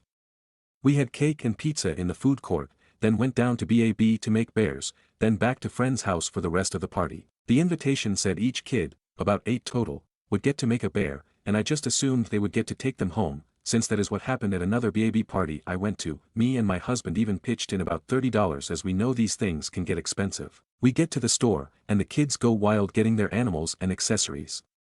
As far as I know the parents didn't really put a limit, but I made my daughter stick to just a standard dog with a shirt, which about half the parents did as well. All is well, we leave the store, then friend's mom announces that the kids need to give all their animals to her daughter. Cue the upset and angry kids. They all disappointingly handed over their animals, and friend wasn't even being nice about it either. Another little boy didn't want to, and friend ripped it out of his hands. I probably should have said something, but I didn't. The other parents seemed pretty baffled too. We get back to friend's house and our kids are watching as friend plays with all her new animals. I left with my daughter pretty quickly, and once we got back into the car she just started bawling. I felt bad so we went to Build-A-Bear and got her a new one. I'm just wondering if this is totally normal and I should have expected this, or am I being an entitled parent? Relevant comments. Commenter 1. Did you also buy a present for their kid? I'd honestly consider reaching out to the mom and asking for the money back since your daughter didn't get to keep the bear. You intended to pay because you figured your daughter would be keeping the animal. Depends on how much the $30 and making a point is worth to you, because this is bound to start some drama. I feel bad for the kid though because no one is going to want to come to their birthday anymore. Reply. Yes, we did get her a present. I talked to one of the other moms whose child was at the party, and she was really upset when her kid came home without a bear. She said she will try talking to her about it at school Monday. Commenter 2. That is not normal and it's not okay. They didn't give any prior warning. Wow. I would be livid. Reply. Nope. To my understanding, the little girl told her friends that they would get to keep their bears. At first I thought maybe the birthday girl didn't know she would be given all of them, but judging by her attitude maybe she did. Commenter 3. That is so bizarre, poor kids. I would think the BAB would be the party favors activity for the party. Reply. Yeah, I thought so too. The kids did get goodie bags after the fact with sunglasses, bubbles, some candy and their own decorated cupcake. Commenter 4. This may sound bad, but are they weird or off in any other ways? Are they foreign or extremely poor or just super snobby clueless rich people? This just seems so beyond the range of normal, especially if they didn't pick up on the social cues of the parents and kids being horrified by their expectations. Reply. They're big people in the community, always volunteering. They are pretty rich, and do seem a little snobby and better than everyone else. Commenter 5. This is very strange indeed. Even the website spells out that there is a special heart ceremony for each bear, and the bear is the favor for each child. Reply. Yeah, I really wish they did the party through Build-A-Bear, instead they just did it as an extra activity. I don't think the employees even knew a birthday party was going on honestly. Commenter 6. Wait, so did every parent have to pay for their own kid's bear before they were told that they had to give it up? Because WTF. On top of an already WTF Sunday. Reply. They didn't ask us to pay, I only did as an extra favor. Build-A-Bear birthday party update. Update to my original post. Not sure how to link it on mobile, but it was about the mom making the kids give their Build-A-Bears up to the birthday girl. This afternoon at school pickup me and another parent had a chance to talk with the mom of the party. It wasn't a long conversation, but I'll do my best to reenact it here. Mom's fake name will be Karen. Insert awkward small talk here. Karen, I hope the girls enjoyed, daughter's, party the other day. I know, daughter, had lots of fun. Other mom, haha yeah, I was actually wondering about the whole, daughter, getting all the bears thing. The kid seemed pretty upset afterwards. Karen, oh yeah, we wanted, daughter, to have a special animal decorated by each of her friends. Me, oh okay. I was just wondering why the kids didn't get to keep their bears. I even pitched in a little bit of money, assuming the bears would go to the kids. Karen, well I didn't have enough money for each of the guests to make their own, that would get pretty expensive. If you want your money back I'll see about getting it back to you. I don't really see the problem though. Me, okay, well the kids were forced to give away their new creations, obviously they are going to be upset about it. I also don't see why your daughter needs all these animals. Karen didn't respond and walked away right after, probably offended. What bothers me is she said she didn't have enough money for all the kids to have one, but she did have enough for her daughter to get like 8 bears. Just doesn't really make sense. Now I admit I'm not the most confrontational person, so I probably should have talked to her more about it. Anyways, I guess we sort of worked it out, no one's fighting, so I'm not sure I'm going to mention it to her again. Sorry this wasn't the most satisfying ending.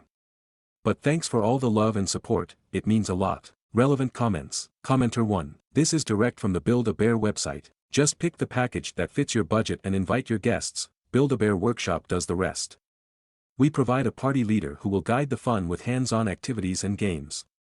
And each guest creates the best party favor ever, their own furry friend to bring home and love. Karen is a skank. Commenter 2. So this is why they didn't have Build-A-Bear actually host the party, because BAB wouldn't have allowed her to be this greedy with the bears. Commenter 3. As a former BAB employee I can confirm we would not have let that shit fly. Stories number 18. Aita for not going on vacation with my friend and her kids. My 30F friend Sarah, also 30F, is a single mom with 2 kids.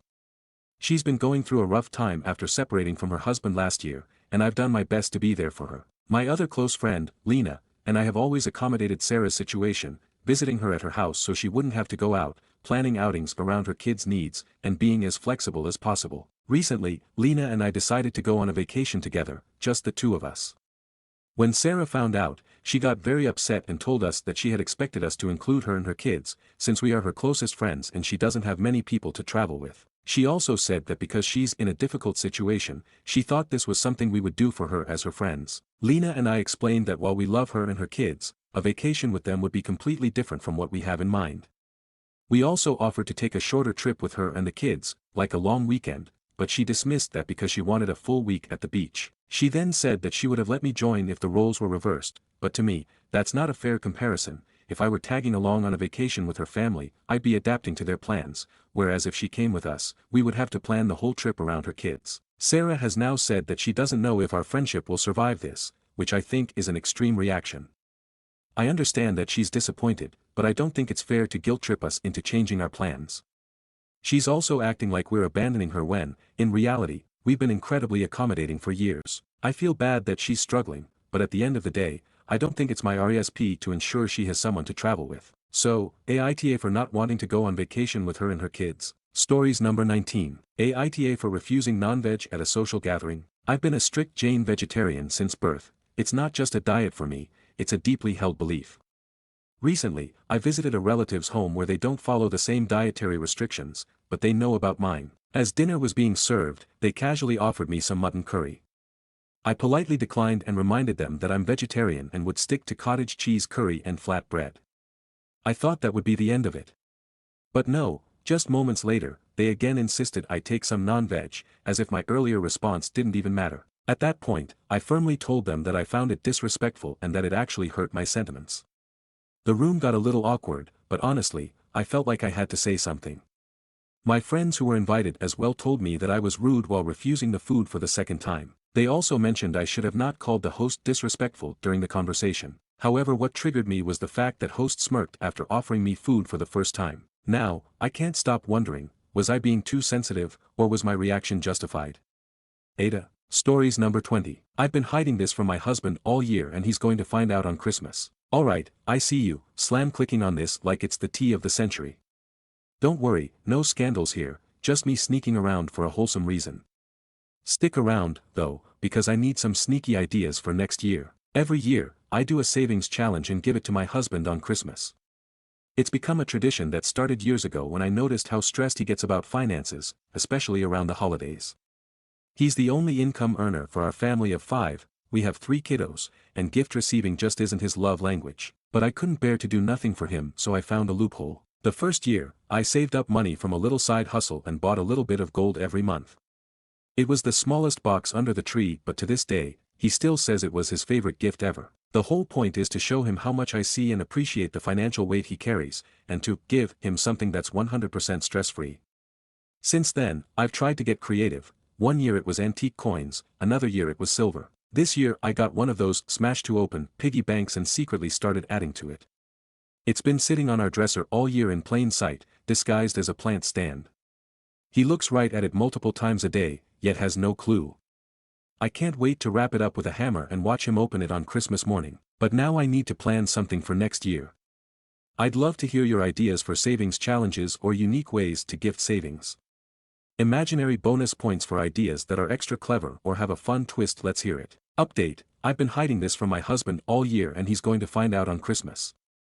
Posted December 31st, 2024. TLDR, I secretly save every year and surprise my husband with it at Christmas.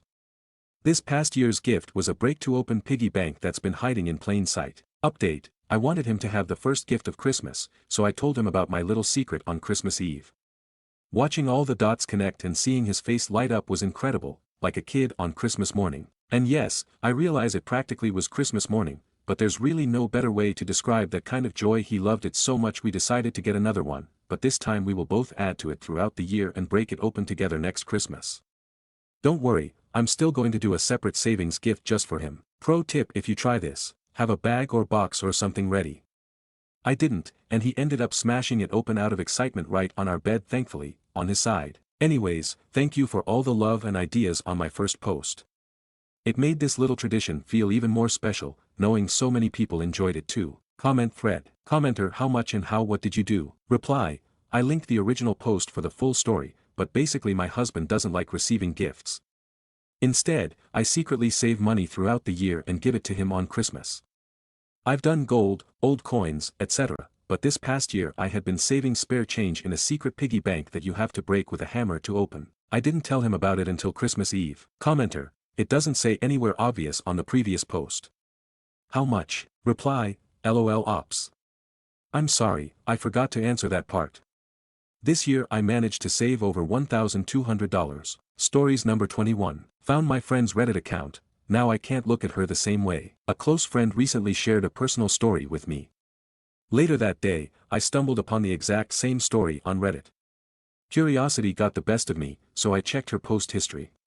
What I found left me completely shocked. She had posted disturbing things about herself and harsh, judgmental comments about me in our close friend group, people she always acted supportive toward in person. She wrote about envying me and other friends, resenting the fact that baby showers were planned for others but not for her, but that was only the beginning. Reading post after post, I was stunned. She had always portrayed her life as perfectly fine, while I had confided my deepest vulnerabilities in her.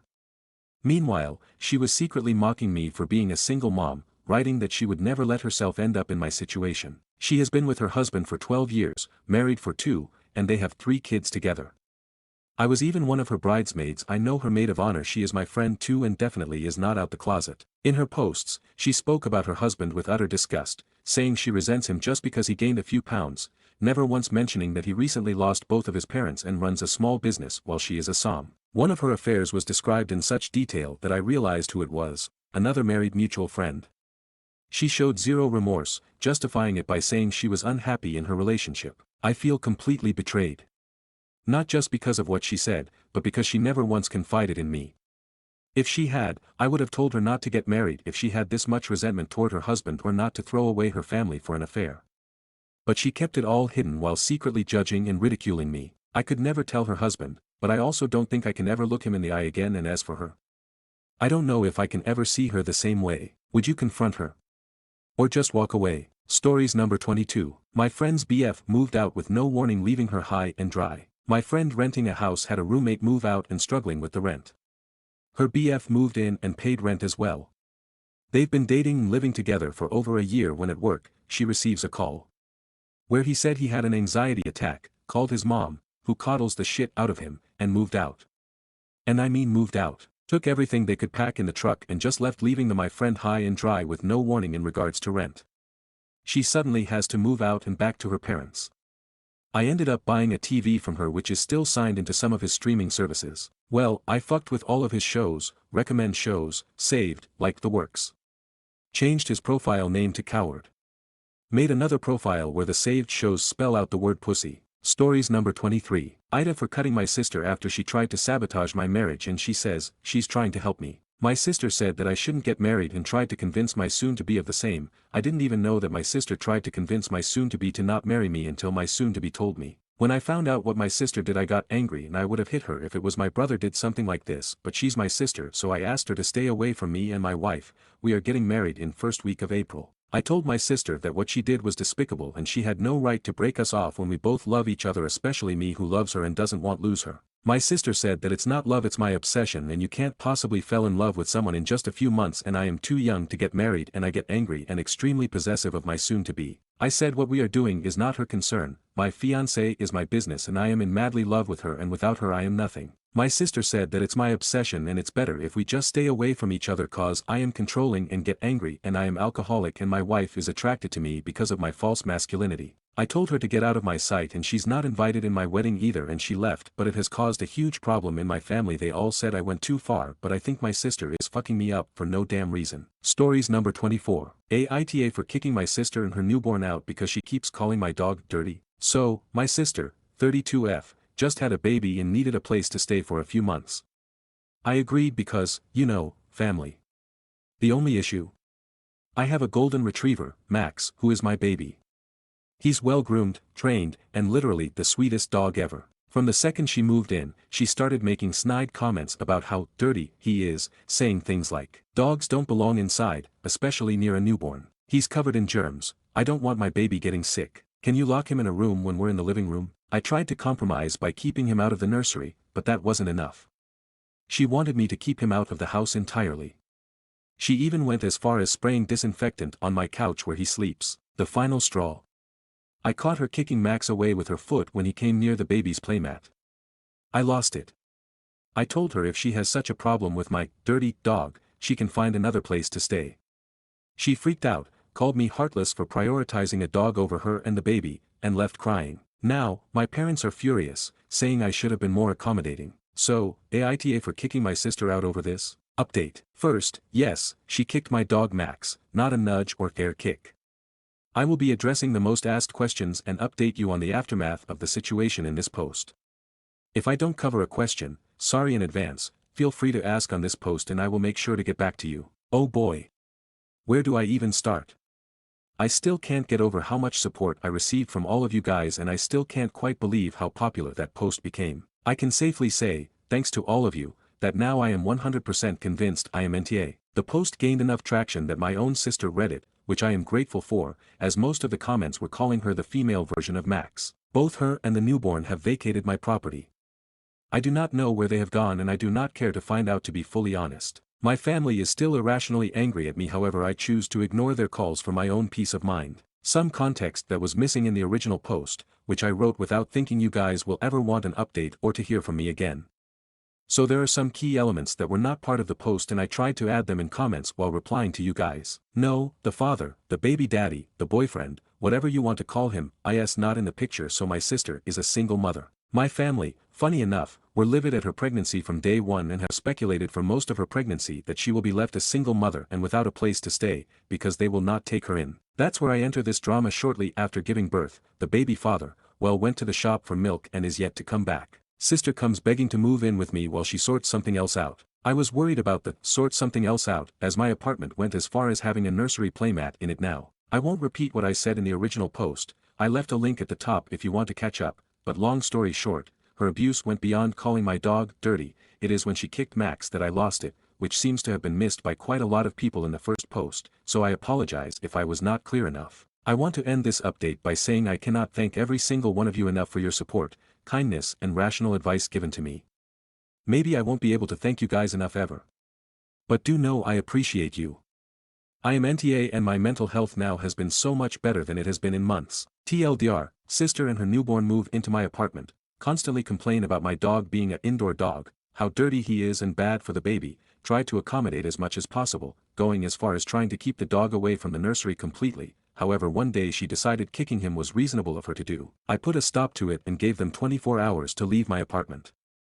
They did it much quicker than 24 hours, thankfully. Stories number 25. How do I, 32F, forgive my husband, 42M, for drinking to excess on Valentine's Day and ruining our first night ever leaving our baby with a sitter. My favorite band is on tour and scheduled a show for Valentine's Day in a city near us. When this was announced several months ago, I excitedly suggested that we get tickets. We still had a lot of time to find a sitter that we liked and get more comfortable leaving our baby with them. Husband agreed and bought the tickets. Excitement. As the date drew closer, I couldn't stop talking about how much this night would mean to me.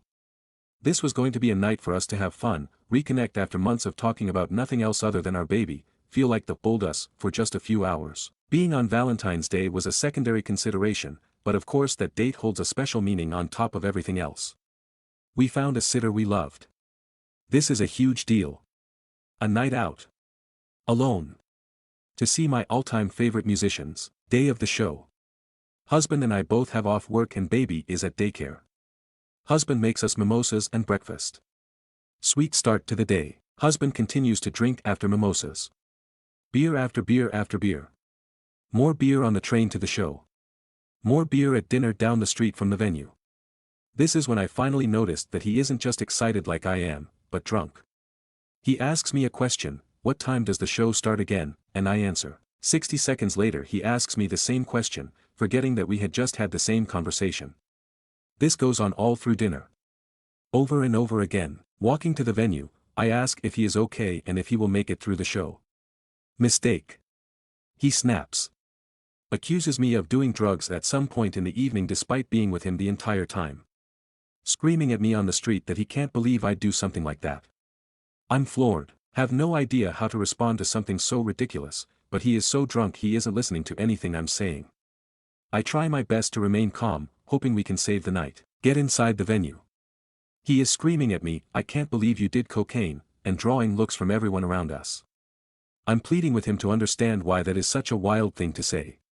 He won't listen. He storms out and says he is going home. Uber ride home, he tells me he is going to call my mother and tell her I did drugs. I'm floored. My mother would be wildly confused and worried if he were to do this, so I call her and explain what is going on. She hears how badly my husband is slurring. I don't think she will ever look at him the same again. We get home and I try to sleep on the couch. He doubles down and calls me a terrible mother right before going into the bedroom. I couldn't even look at him today, the next day, and have not said a word to him in 15 hours. I'm disgusted. I don't know what to do or how to address this. I don't know how to forgive him. My family certainly won't. I don't know whether to address the drinking or the drug accusations or what. I need some advice. Thank you for reading. Stories number 26. My husband and I had a huge bust up and he thinks I'm the bad guy for calling the cops when he wasn't violent. Aita, and is this a normal reaction? My husband, 44M, and I, 40F, have been arguing a lot lately over housework. Today he lost it. He started throwing all my clothes on the floor from the drawers and cupboard. He went to the kitchen and pulled all the dishes and cutlery out and threw them on the floor, and he yelled at our kids to come out of their rooms and watch what he was doing. He went out for a walk for 10 minutes to calm down, then he came back and grabbed all his clothes and threw them everywhere, and the laundry basket and threw that everywhere.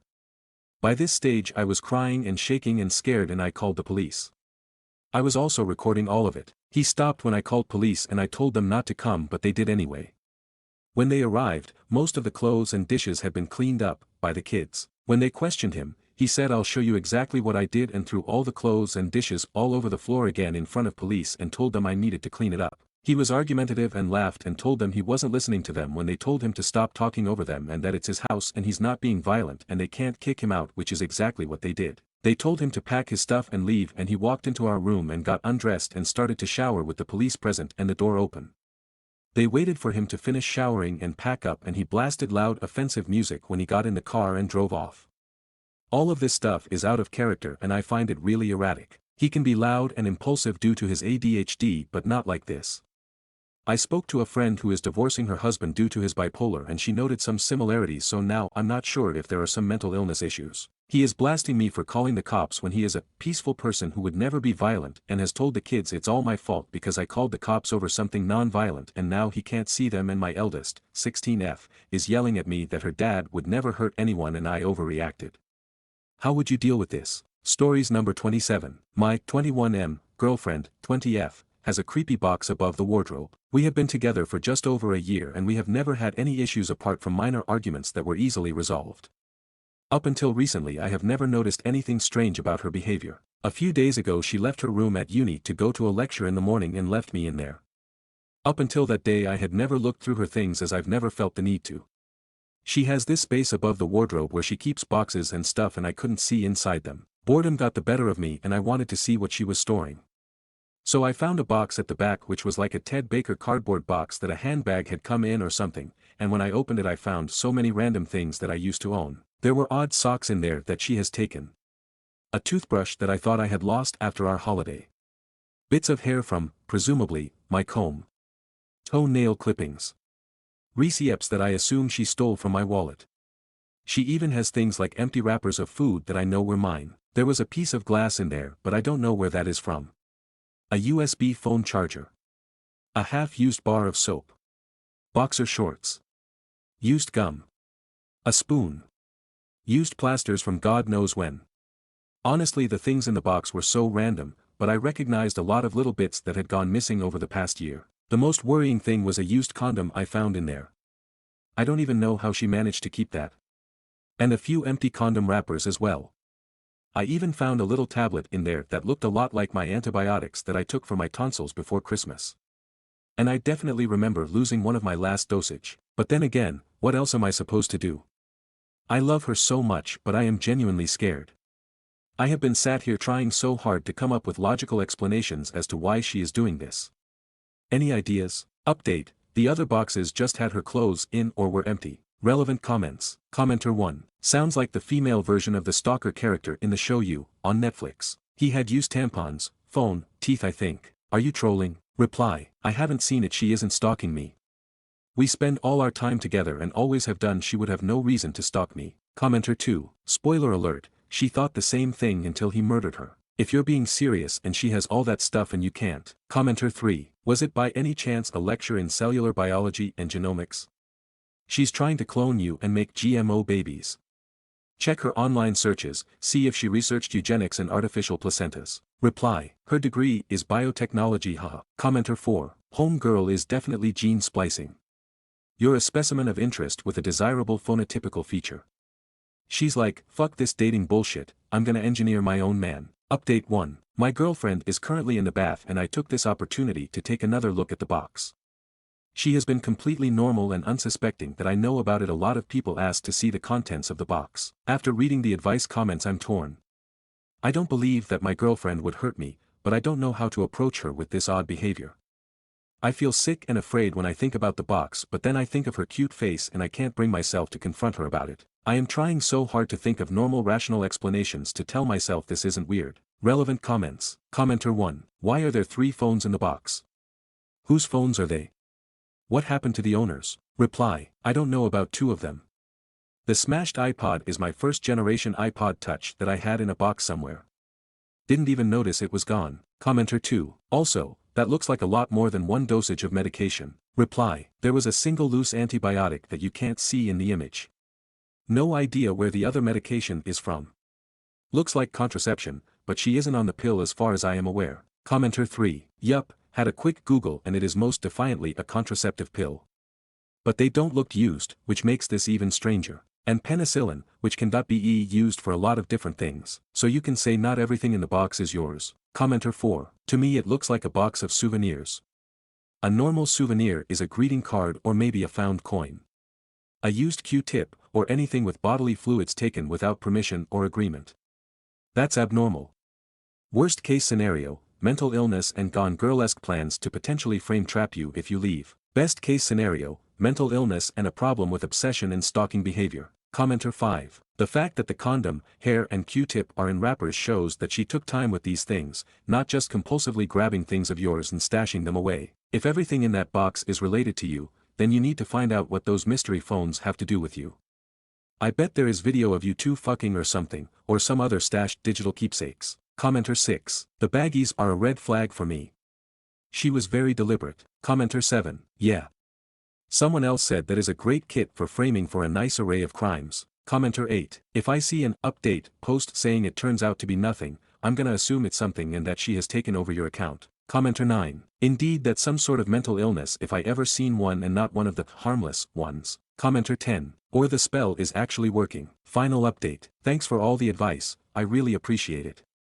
My friend recommended I post on here and it really has helped. I told my girlfriend that I found the box and she didn't seem bothered in the slightest that I found it. She is quite sensitive, so I expected tears but got none. She kinda brushed it off like it wasn't a big deal at all. I told her that the gross stuff was unacceptable and that she was wrong to take my Parker pens that belonged to my granddad. She said that she had the intention of returning them to me. It was the best case scenario compared to the other possible explanations. She said that she was keeping them because they made her feel close to me. I guess that I can understand that, or at least try to, because I love her. She said she will dispose of the things in the box. I am quite satisfied with that. We have agreed that in future she will keep things like movie tickets from a date, things that are normal. She said that she kept the condom and wrapper because she thinks that she might be pregnant because she is late. She said that if the condom didn't work and she is pregnant, that she wanted to keep it as memorabilia of when it happened. She said that she can see that it was strange now, but at the time she wanted to keep it and didn't mean any harm. Thanks for all the concerned messages. We have talked and worked through this and are excited at the possibility of a pregnancy. Relevant comments. Commenter 1. No bro, don't tell me you buy this story. She had a damn box filled with your hair and toenail clippings. WTF, run while you can. Commenter 2. For her to be normally emotional but suddenly not.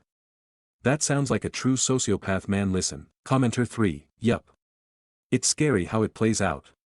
Normally emotional woman suddenly calm and collected talking about weird shit she let in a creepy box. Commenter 4. She must be really freaking hot if she was able to talk away a box of nail clippings, a used condom, a used Q-tip, wrappers, random phones, broken devices, grandpa's memorabilia. Man, you're gonna think back to this moment in 10 years and actually slap yourself because the cringe is just too much. Commenter 5. Wait, how could she go back and get the condom to save when she was late?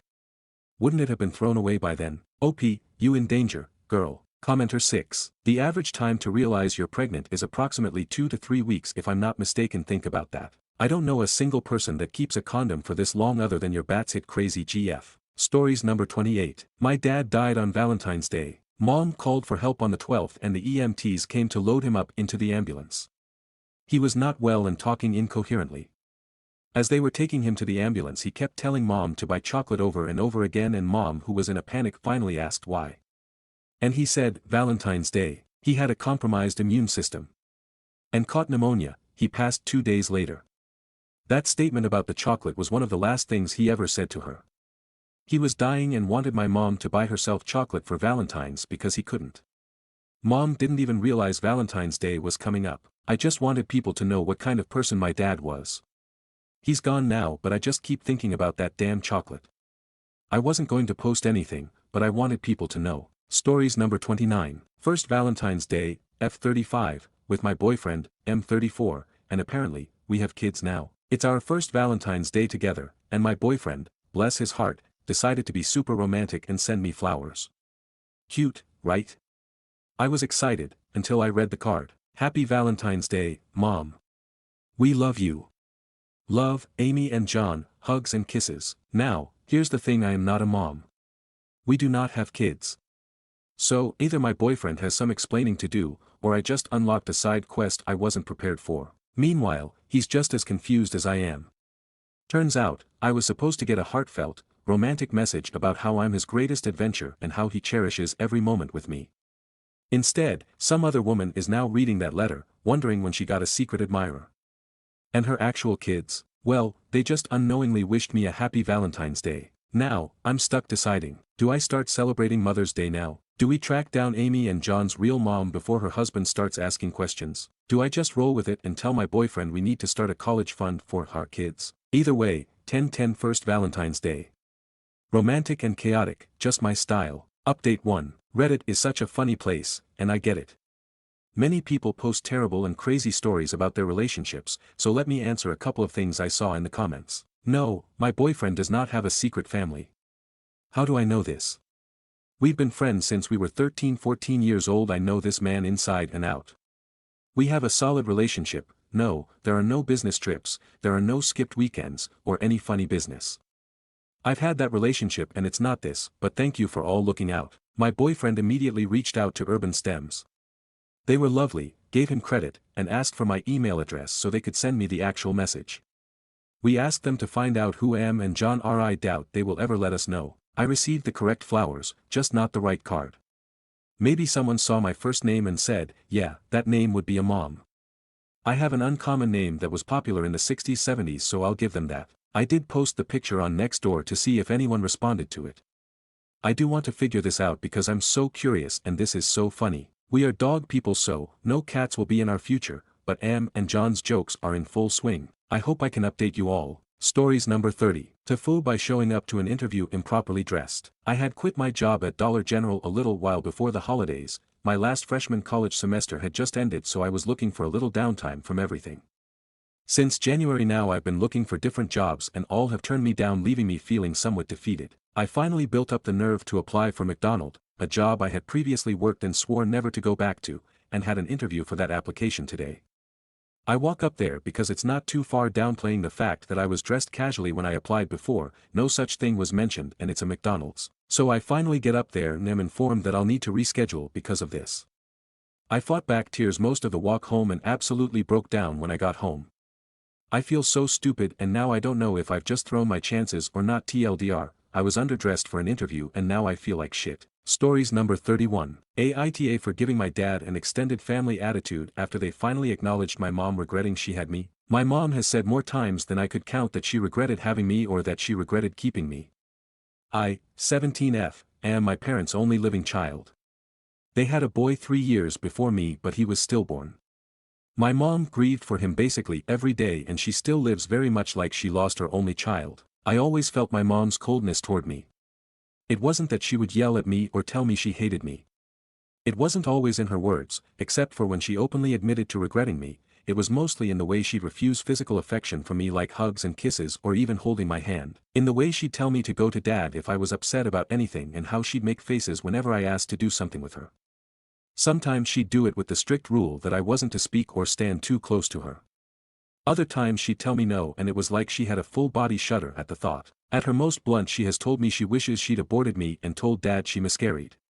At her least blunt she talked about regrets and mistakes and how annoying those regrets could be when they're in your face all the time, you know, like a little kid would be. She has said it where others should have heard, but my dad and extended family have forever acted like it doesn't happen, and when I told them about the stuff mom said they told me I understood her wrong. I was told I was a blessing after my brother was stillborn and she'd never regret her blessing. In front of family she has talked about how she was almost a real mom before and how losing my brother made her regret losing her chance to be a mom. They always took it differently than me, and even when I cried I was told it was okay, I was just being a kid and not understanding adult context. They finally accepted the truth Friday night. We were having dinner with my grandparents, 2 of my aunts and their husbands, my uncle and his wife and several cousins. There was talk about how some of my cousins are having babies and how great it is. There was just a lot of baby talk. Then my mom got upset and everyone noticed, and dad and one of my aunts asked mom what was wrong and was she thinking about my brother.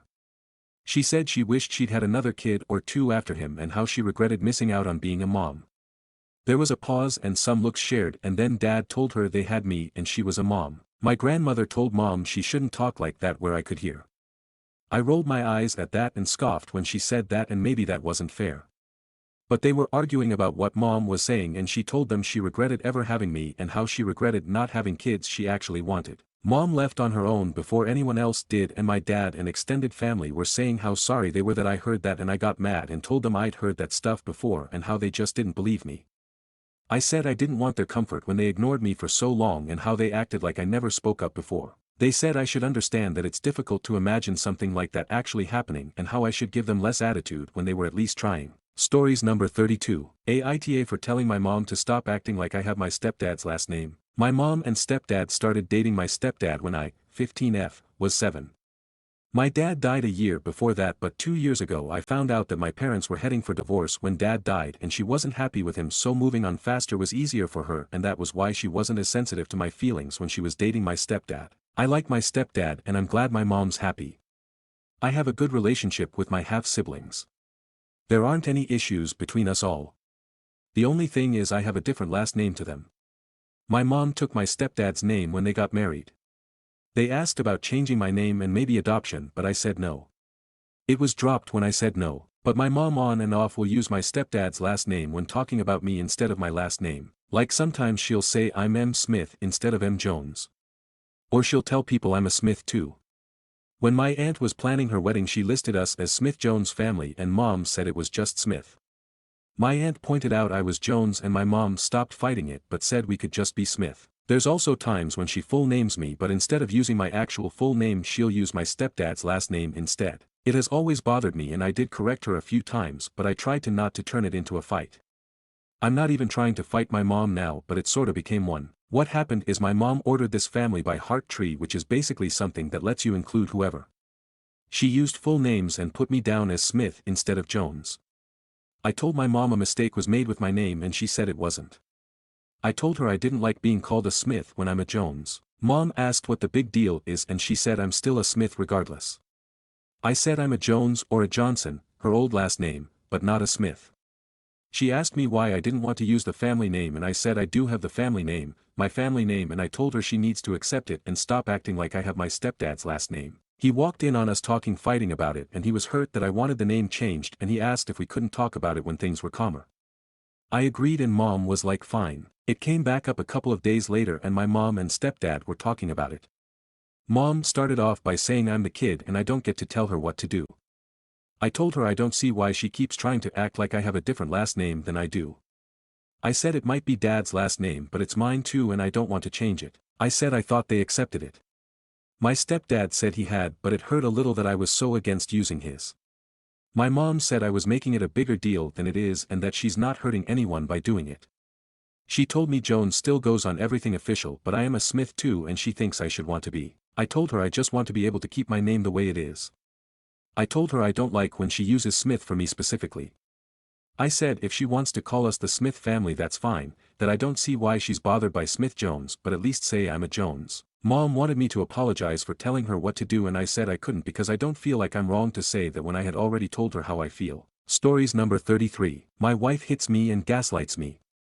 Married 8 years, my wife will fly into an absolute rage whenever she is in the wrong and feels slighted as if her ego is personally attacked and violently lashes out. She threw an Xbox controller at me 3 times because I said she doesn't take care of me when I'm sick. I currently have the flu, so it made me tell the uncomfortable truth to her in that moment. I was laying in bed and she threw it as hard as she could at me 3 times from the foot of the bed while I was laying in it, flu-ridden and exhausted, after I had to go downstairs and make a plate for myself of some leftover fries she made for herself and my daughter for dinner. She stood up on the bed rail at the end of the bed and I pointed at her and said your behavior is unacceptable, and she screamed at me to get out of her face as I was laying in bed. I started recording on my phone so that she would stop hitting me and throwing things at me. She then said she was going to take my daughter and leave for her mother's house and ran downstairs. So terrified I ran downstairs to stop her from taking my daughter, to which she said, well, I guess you don't have the flu all of a sudden. I very firmly said no, you don't get to take my daughter away from me because your feelings were hurt, and she proceeded to cuss me out in front of our daughter. 6. She next went over to some of my collectibles in the other room and threatened to rip them up, and then did. I said, why do you think threatening to destroy my stuff is okay? And she said, she didn't threaten anything. She continued to yell at me in the same room as my daughter, but I was stuck between not wanting to traumatize my daughter and worried that she would take her from me, so I just needed her to say some basic truths, and I will go back upstairs that I was not in her face laying in bed, that if anything she got in my face and threw stuff at me trying to hurt me, or that she threatened to destroy my things, and that threats and violence are not okay, so that my daughter heard that from her and we start to move forward. She proceeded to cover her ears and scream and say that I needed to listen. She yelled at me for the next half hour, telling me to go away and leave us alone, clutching my 6 years old, to which I obviously said, as any rational person would say, don't involve her in this mess. It's not okay. She screamed for me to go back upstairs. I said okay, I will go if you say one of those 2 basic truths. You accused me of being in your face and then threw stuff at me, or you threatened to destroy my stuff and then did AMD. Either one are not okay. She wouldn't do it. I said, can you say that everything I've said is true but your ego won't let you admit it? My phone data filled up with the 30 minutes of video, so I had to put it down and needed to delete some things off of storage before recording again. She then got back up and took her opportunity without the camera recording her and pressed her forehead against my face and screamed that she wanted a divorce over and over again in front of my daughter, and smacked the shit out of me and ran upstairs and shut herself in the guest room. Even if your feelings are hurt, and realizing that she saw and heard all of that made me stream tears down my face and say over and over again, I'm so sorry honey, that's not normal and it's not okay, and I'm sorry and I love you, I love you, I love you. My wife came back downstairs and said she wanted a divorce in front of her again, and I said I wanted her to get help and I was willing to go with her to get help, and I needed her to say to our daughter that what she did was wrong and it's not okay to hit someone over words, and she refused. Instead she looked at my daughter, turned on some tears and said, how do you feel? I said over and over, it's not okay, you need to say that it isn't okay. I didn't even ask for a sorry, just the basic acknowledgement so that my daughter could hear her say that it is not okay, and she would not do it. I said as a parent you need to say it. She said no, you want me to day it for your ego. I said no, you need to say it as a parent, as a human being, so that SHE can hear you say it and mean it. I asked what could get her to go to therapy with me, and she said you can start by leaving this room and go back to your room, our bedroom. I love her and want to think that she can be saved. She used to be so nice all the time and definitely is a wonderful mom, except for dragging our daughter into our fights all the time. Her father apparently cheated on her mother and left the family when she was around middle school age, and it definitely feels like she is happy to pass along generational trauma. 6 days ago we went to a concert and after 3 drinks was hugging all over me and saying that she might get mad at me, but she is so fierce because she loves me, that I am her person, yet 6 days later she screams at me 8 times in a row in front of our daughter, rapid fire, divorce, divorce, divorce. I respond that I don't want to break up, I love you and I love our family and don't want to destroy it. She replies that, we don't have a family. All in front of 6Y again. I desperately don't want my daughter to have to deal with either the fighting nor having divorced parents and rip her out of our wonderful house and neighborhood and her childhood in essence, and just want to be happy with our little family of 3 again, and will do anything to get my wife the help she needs. I'm pretty sure most responses will just be to let her go and accept divorce, but that will destroy my daughter and me too. Help. Stories number 34. Never felt this embarrassed. So, I was going to Hadrian's, which is about 5 to 6 minutes away by bike. I decided to book a Rapido and was waiting for it. A bike arrived, and the rider asked, "Hadrian?" Thinking he was my Rapido driver, I hopped on and said, "The OTP is 4597. He immediately responded, "Ma'am, listen, I'm not a Rapido driver. I was just asking for directions to Halderam's." By God, I was absolutely embarrassed. I quickly apologized and started getting off the bike, but he stopped me, saying, "No, don't get down. You can go with me, just show me the way, and I'll drop you off as well." Edit. Hey, thanks everyone for all the love. I went with him and said thank you. He asked if he could buy me sweets or something, but I was in a hurry, so I said thank you, but I'm getting late. Sorry. Stories number 35. Blame me for the missing food, well enjoy not having any more. This happened over 15 years ago when I started college. I stayed at a relative's house that they turned into a small apartment. Most of the residents there were okay, along was my cousin and his buddies. We had a joint kitchen and my parents gave me a generous allowance especially for food to share with everyone. As they were still teens and young adults, they ate a lot. I at the time was big but didn't eat much as I didn't move around much. This started the second month of living there. My cousin told me not to take too much food as they were having to be frugal the last few days before they get their allowance salary. Here's the rub, I would spend min of $200 for groceries. Mostly food that you can just heat up in the microwave oven. But my cousin and his buddies would have friends over and help themselves to whatever. Other roommates didn't contribute maybe because they didn't use the kitchen or only leave condiments. They'd go through food and the last week they'd have to be frugal as hell. Bread with water, rice with salt, hell they'd even go around places to get leftovers. I probably contributed over 75% of the food but didn't eat much as mentioned above but also because I would eat out as my schedule was busy. They would insult me based on my size, subtly and not so subtly. One time I came home with them having a barbecue and immediately my cousin made to hide the food and his buddies told me if they offered me any it would be gone. So I stopped buying food. Simple, right? Well, instead of them being frugal the last week they had to be frugal going into the second week of the month. They couldn't hold their get-together and they certainly couldn't get their favorites especially the Spam as it was quite expensive in our area. I once came home and they were just idling in the kitchen. They were making a meal out of a couple of eggs and clearly past their shelf-life vegetables. My cousin cut back on his vices as he realized he can get drunk and starve and vice versa. They were miserable for months until I gave them a saving throw and brought some fried chicken. I left after my first semester for reasons but by then my cousin and his buddies were very eager to kiss my ass just for Spam. Stories number 36. Asking guys why they want kids. Are these normal answers? I was hanging out with my friend group yesterday and I asked a few of the guys there why they wanted kids. None of them are parents and all of them are 23 years old. The reasons they listed were, wanting to have a legacy and continue their family. If they don't have kids their family name dies out and that's important to them. Having kids is the most morally correct thing you can do. People should want to have kids because if we don't the population would disappear. It struck a chord with me because none of the guys I asked said anything caring for the kids or liking the idea of raising them.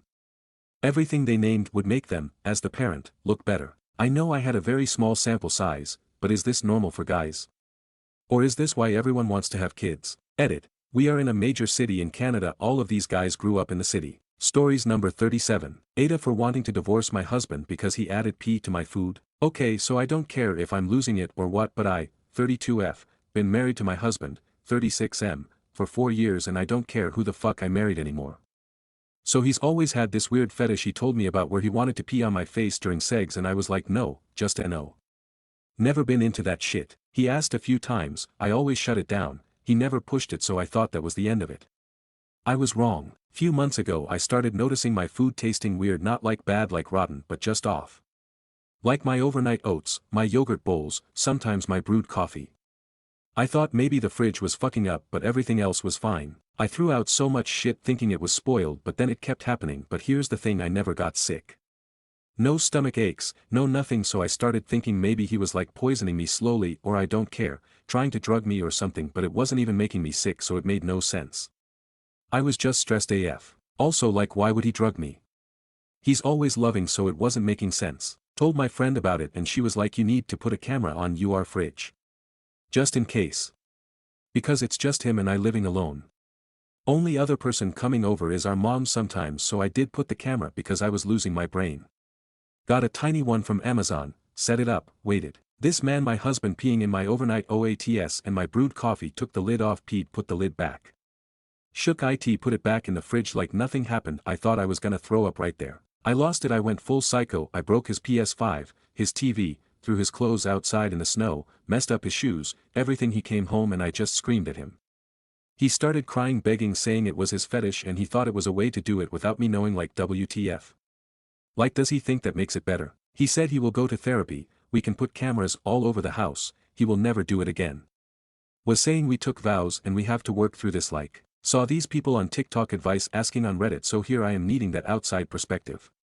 I'm at my friend's place right now I haven't told anyone else I don't care WTF to do. He's blowing up my phone saying I'm ruining our marriage over this mistake, but like this isn't a mistake this is like. Fucking vile. And I can't look at him the same. Am I the asshole for wanting to divorce or should I try to forgive him because I really just want to vomit forever? Stories number 38. Aita for refusing to pay for a coat I chucked because it was left at my house for months. I've never really wrote on Reddit before but I just want to know if I would be the in this situation. I 22 female and my friend 20 female who we will call Belle for this story had been on the rocks without friendship for a while, neither of us bothered to see each other much since she stayed with me after being kicked out of her flat. A couple days ago we had a huge argument about the way I spoke to her. This was on text chat and I have autism so that type of thing is confusing for me.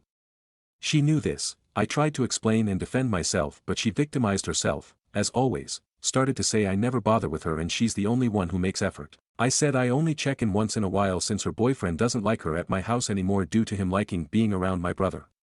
She had a thing with my brother out of spite when we had an argument, and she got really upset and angry, calling me names, saying I was useless then blocked me before I could have replied. Fast forwarding to today she texted me again. I left my coat at yours and I'd like it back. By this point I gutted my entire bedroom and me and Belle have a very different size in weight. I thought it was one of my old coats considering it was in the back of my wardrobe, it had been there for over half a year, so I chucked it in a charity bag with a lot of other clothes taking them to a women's aid. I told her that her coat was gone and that I had donated it. She got mad and started to demand I pay her back for the coat. I refused as in my head, leaving something you apparently care about so much at someone else's house for almost 7 months despite being told to pick it up. You no longer want that coat, I had forgotten it was hers and I told her that it was her own fault for not listening and picking up her bits. So Aita in this situation. Stories number 39. Aita for refusing to babysit my nephews again for free. I'm 29F, child free by choice. My sister C is 27F, has 2 boys ages 3, 5 and 2. We live close to each other and I've been in their lives since the beginning. We are each other's only family, we come from a broken and dysfunctional family. I love the boys but they are a lot of work, especially on top of my own career in social work and my personal reasons for not wanting kids of my own. I watch them help out babysit probably 10 to 20 hours a week currently, and it's getting exhausting. The times I've been needed have slowly increased and over the last 7-ish months it's been like this. At first it was C looking for a part-time job, going to mandated courses to get unemployment, occasional movie nights with friends etc. which I was okay with. Now I spend most of my free time at their house. Lately the cause has been that her best friend's mom is dying and C needs to be there. She's a single mom and I get that it's hard, but recently I feel like she's using me and I rarely see my fiance as we both work shifts that change all the time. Sometimes when she's asked me to watch them and I've had some other plans, C sends me a voice message of the boys crying, missing me, guilt-tripping me, saying it's such a shame I care more about myself than them. Telling me she would ask someone else if she had anyone else to ask. Saying really mean things about me being selfish for wanting to enjoy date night when she has to choose between her kids and her best friend's dying mom. I could handle if that's all it was, but now it's also affecting the next time we meet. When I get there, the house is a mess, there's nothing to eat and they happen to have a day for a shower bath, or C casually mentions I need to put together a gym bag or something similar for them for the next day. These weird, extra things that are obviously revenge. The first time this happened I assumed she'd be grateful I helped where I could, but it wouldn't be an issue if I didn't have time to do everything. I was quickly proven wrong. Before she got home she casually asked if I had done the extra things, and when I hadn't, not all anyway, she suddenly had to stay a little later. This happened a few times and I'm ashamed to admit it took me too long to understand what was happening. I was just glad she was updating me on her estimated arrival timer, she usually never did that. Another thing she does for revenge, I feel like, could be my exhausted interpretation, is not prepare meals for the kids, or even leave money. When I go to the store she promises to pay me back but, you guessed it, tries to guilt me into saying she doesn't have to pay. She's also not kept her word about some things she'd promised, saying she doesn't want to do things for me if I can't help her with the boys. The excuses and backtracking on stuff start immediately if I don't do exactly what she wants. The latest example, I asked to borrow a dress for a wedding because I didn't want to buy one and we had always borrowed each other's clothes, and she agreed. For days before the wedding I couldn't show up as fast as she wanted on a short notice, so she said I could forget about borrowing the dress, she'd forgotten she'd need it herself. I had to panic by one. Last month she promised to pick me up after leaving my car for some maintenance and she didn't show up. I was stranded. Took her 5 hours to answer her phone and get there. She also had the audacity to huff and puff about how inconvenient it was she had to drive me. Sorry this is so long, but it's been mind-blowing writing this all down and seeing what I'm putting up with. I'm such a doormat. So yesterday I told her I couldn't come today when she called, desperately needing me to watch the boys for the evening, and when she started her tirade of me being selfish I kind of just snapped. I told her to shut up and listen. If she thought I was that horrible of a human and so selfish, she had two options. Either stop relying on me so much and letting her kids be exposed to my selfishness, or I'll really start being selfish and will not watch them free of charge ever again, never do anything extra without being compensated. She hung up without saying anything. After I had stopped shaking, I hate confrontation as you can imagine, I started to really panic as I feel like I just lost my last remaining family member. My fiance said it was long time coming and I should have stood up for myself ages ago, but he's biased as he loves me. I don't really have time for proper friends outside work colleagues, so I don't know who else to ask if I made the biggest mistake of my life. What if I don't see my nephews again? What if I had just done it a bit longer and she'd eased a bit? Aita for telling her to choose between my options. ETA, my two examples seem like I ask her or need her for stuff often, which I don't. The promises she breaks can be just as simple as having food for the boys for when I'm with them. The dress and leaving me without a ride are just specific events that were easier to explain, but I quickly realized it's not accurate. Update. TLDR, my 29F, sister C, 27F, has two boys, 3.5 and 2, and C uses me as a free babysitter almost every day. It's gotten worse with her name calling me if I have other plans and her punishing me and the kids next time by leaving the house messy and not preparing food, only coming home after I've done what she demanded, clean, cook, bath time etc. I finally told her I can't do this anymore and made her choose to either go low contact or agree to my terms watching the boys in the future. Update, a lot has happened. I'm trying to write concisely. During the first 24h after me telling her that ultimatum I decided not to answer her calls or texts to let her cool down. She called 77 times, send over 100 texts and voice messages. They're mostly just her calling me a horrible person who abandons her family. I outlined a few rules with my fiance's help for the future if she comes to her senses and agrees to my terms. I wanted them to be ready even though it looked like she will never come around. I had conditions like I could watch them up to 3 times in 2 weeks, not more than 4 hours at a time. Meals needed to be provided, no bath time or bedtime. I'm not spending any money. I got messages from an unknown number. Fiance says it's an app or something, saying how horrible of a sister I am because now they have to watch their mom die alone without C there to comfort them. Based on the suspicions I had earlier and the language similarities, I think this was my sister pretending to be her friend. I talked to my supervisor on Friday afternoon and asked for her opinion. I first asked if it was okay to talk about personal stuff and she was great about it. I don't work with children and CPS has never been a part of my work, so I wanted to double check with someone more senior. We made a report together on C. The supervisor said it's better to do so, especially now that it's escalated and she might retaliate against me by hurting the boys in some way, as she's obviously not above that. I'm probably going to give her next week to cool off before resuming contact, and depending on what the voice messages say then, I might contact her. If they are as abusive as now, I probably won't respond at all. It makes me unbelievably upset, but I hope the boys will also get a more stable environment without me, as she's using them as pawns with me. Fiancé says hello and wants everyone to know he's here for me and wants to assure everyone I'm not really that bad of a doormat, just for C for some reason. I'm looking into concealing through my work, it's too expensive out of pocket. Thanks for the messages and the shift kicks I obviously needed. For some reason I've become blind to my sister's behavior and was only concerned whether I'd lose the boys from my life. Probably will update when if I resume contact with my sister if people want to know how it goes. Stories number 40. Tonight a man I didn't speak a word to told me he'd only sleep with me with the lights off. I was out having drinks with a few friends. One of them brought her boyfriend and her boyfriend brought his friend. I hadn't had a single interaction with the friend but he made sure to tell me, out of nowhere, I wasn't his type and he'd only be able to sleep with me with the lights out. I never expressed any interest in him or any guy as I just wanted to enjoy my night with friends. Now I'm stuck with this comment I'll probably think about for the rest of my life, that I'll think about any time someone actually does show interest in me. Edit, I hope anyone who has commented sees this. I just want to say I'm so grateful for you taking the time to respond to me.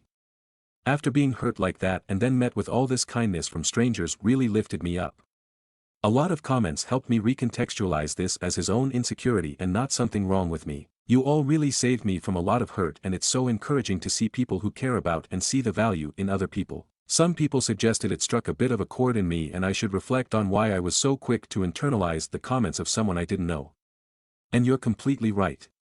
I guess it comes down to me being pretty young and still having a lot to learn about myself. I also had a troubling first relationship that has me questioning my self-worth constantly.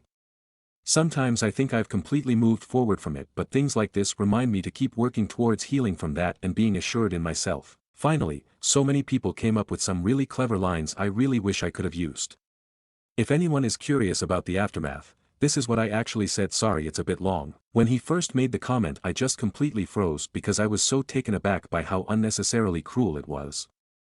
I'm definitely someone who feels their emotions deeply and outwardly, so I took the chance to walk away and to the bathroom and collect myself so he wouldn't see he had the power to make me feel that upset. But I'm also the type of person who will always advocate for themselves. Especially with a few drinks in me, lol. So when I walked back, I walked up to him and said I needed to talk to him. I walked him over to a quieter area, and as that happened I was actually confused at the time because he almost looked excited. Maybe that aligns with what some of you had said. He was negging me to try and get my attention and probably in that moment thought it had worked. I told him initially that, in future, he shouldn't speak about me, or voice what he thinks about me to anyone. He asked why, being coy about it. I said that his earlier comment was disrespectful. I added that he had confused me because he was talking about his conditions for sleeping with me, even though I'd never even given him the option to sleep with me to begin with.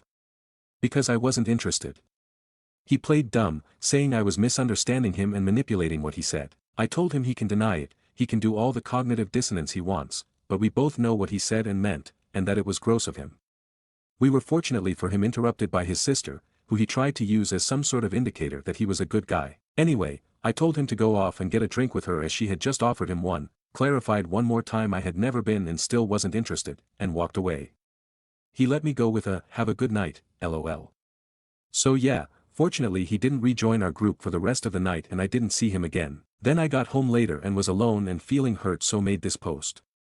And now we're here. Thank you again for being so kind when I needed it. Stories number 41. My dad is cheating on my mom and I don't know what to do. I 18M found out that my dad is cheating on my mom and I'm the only one in my family that knows.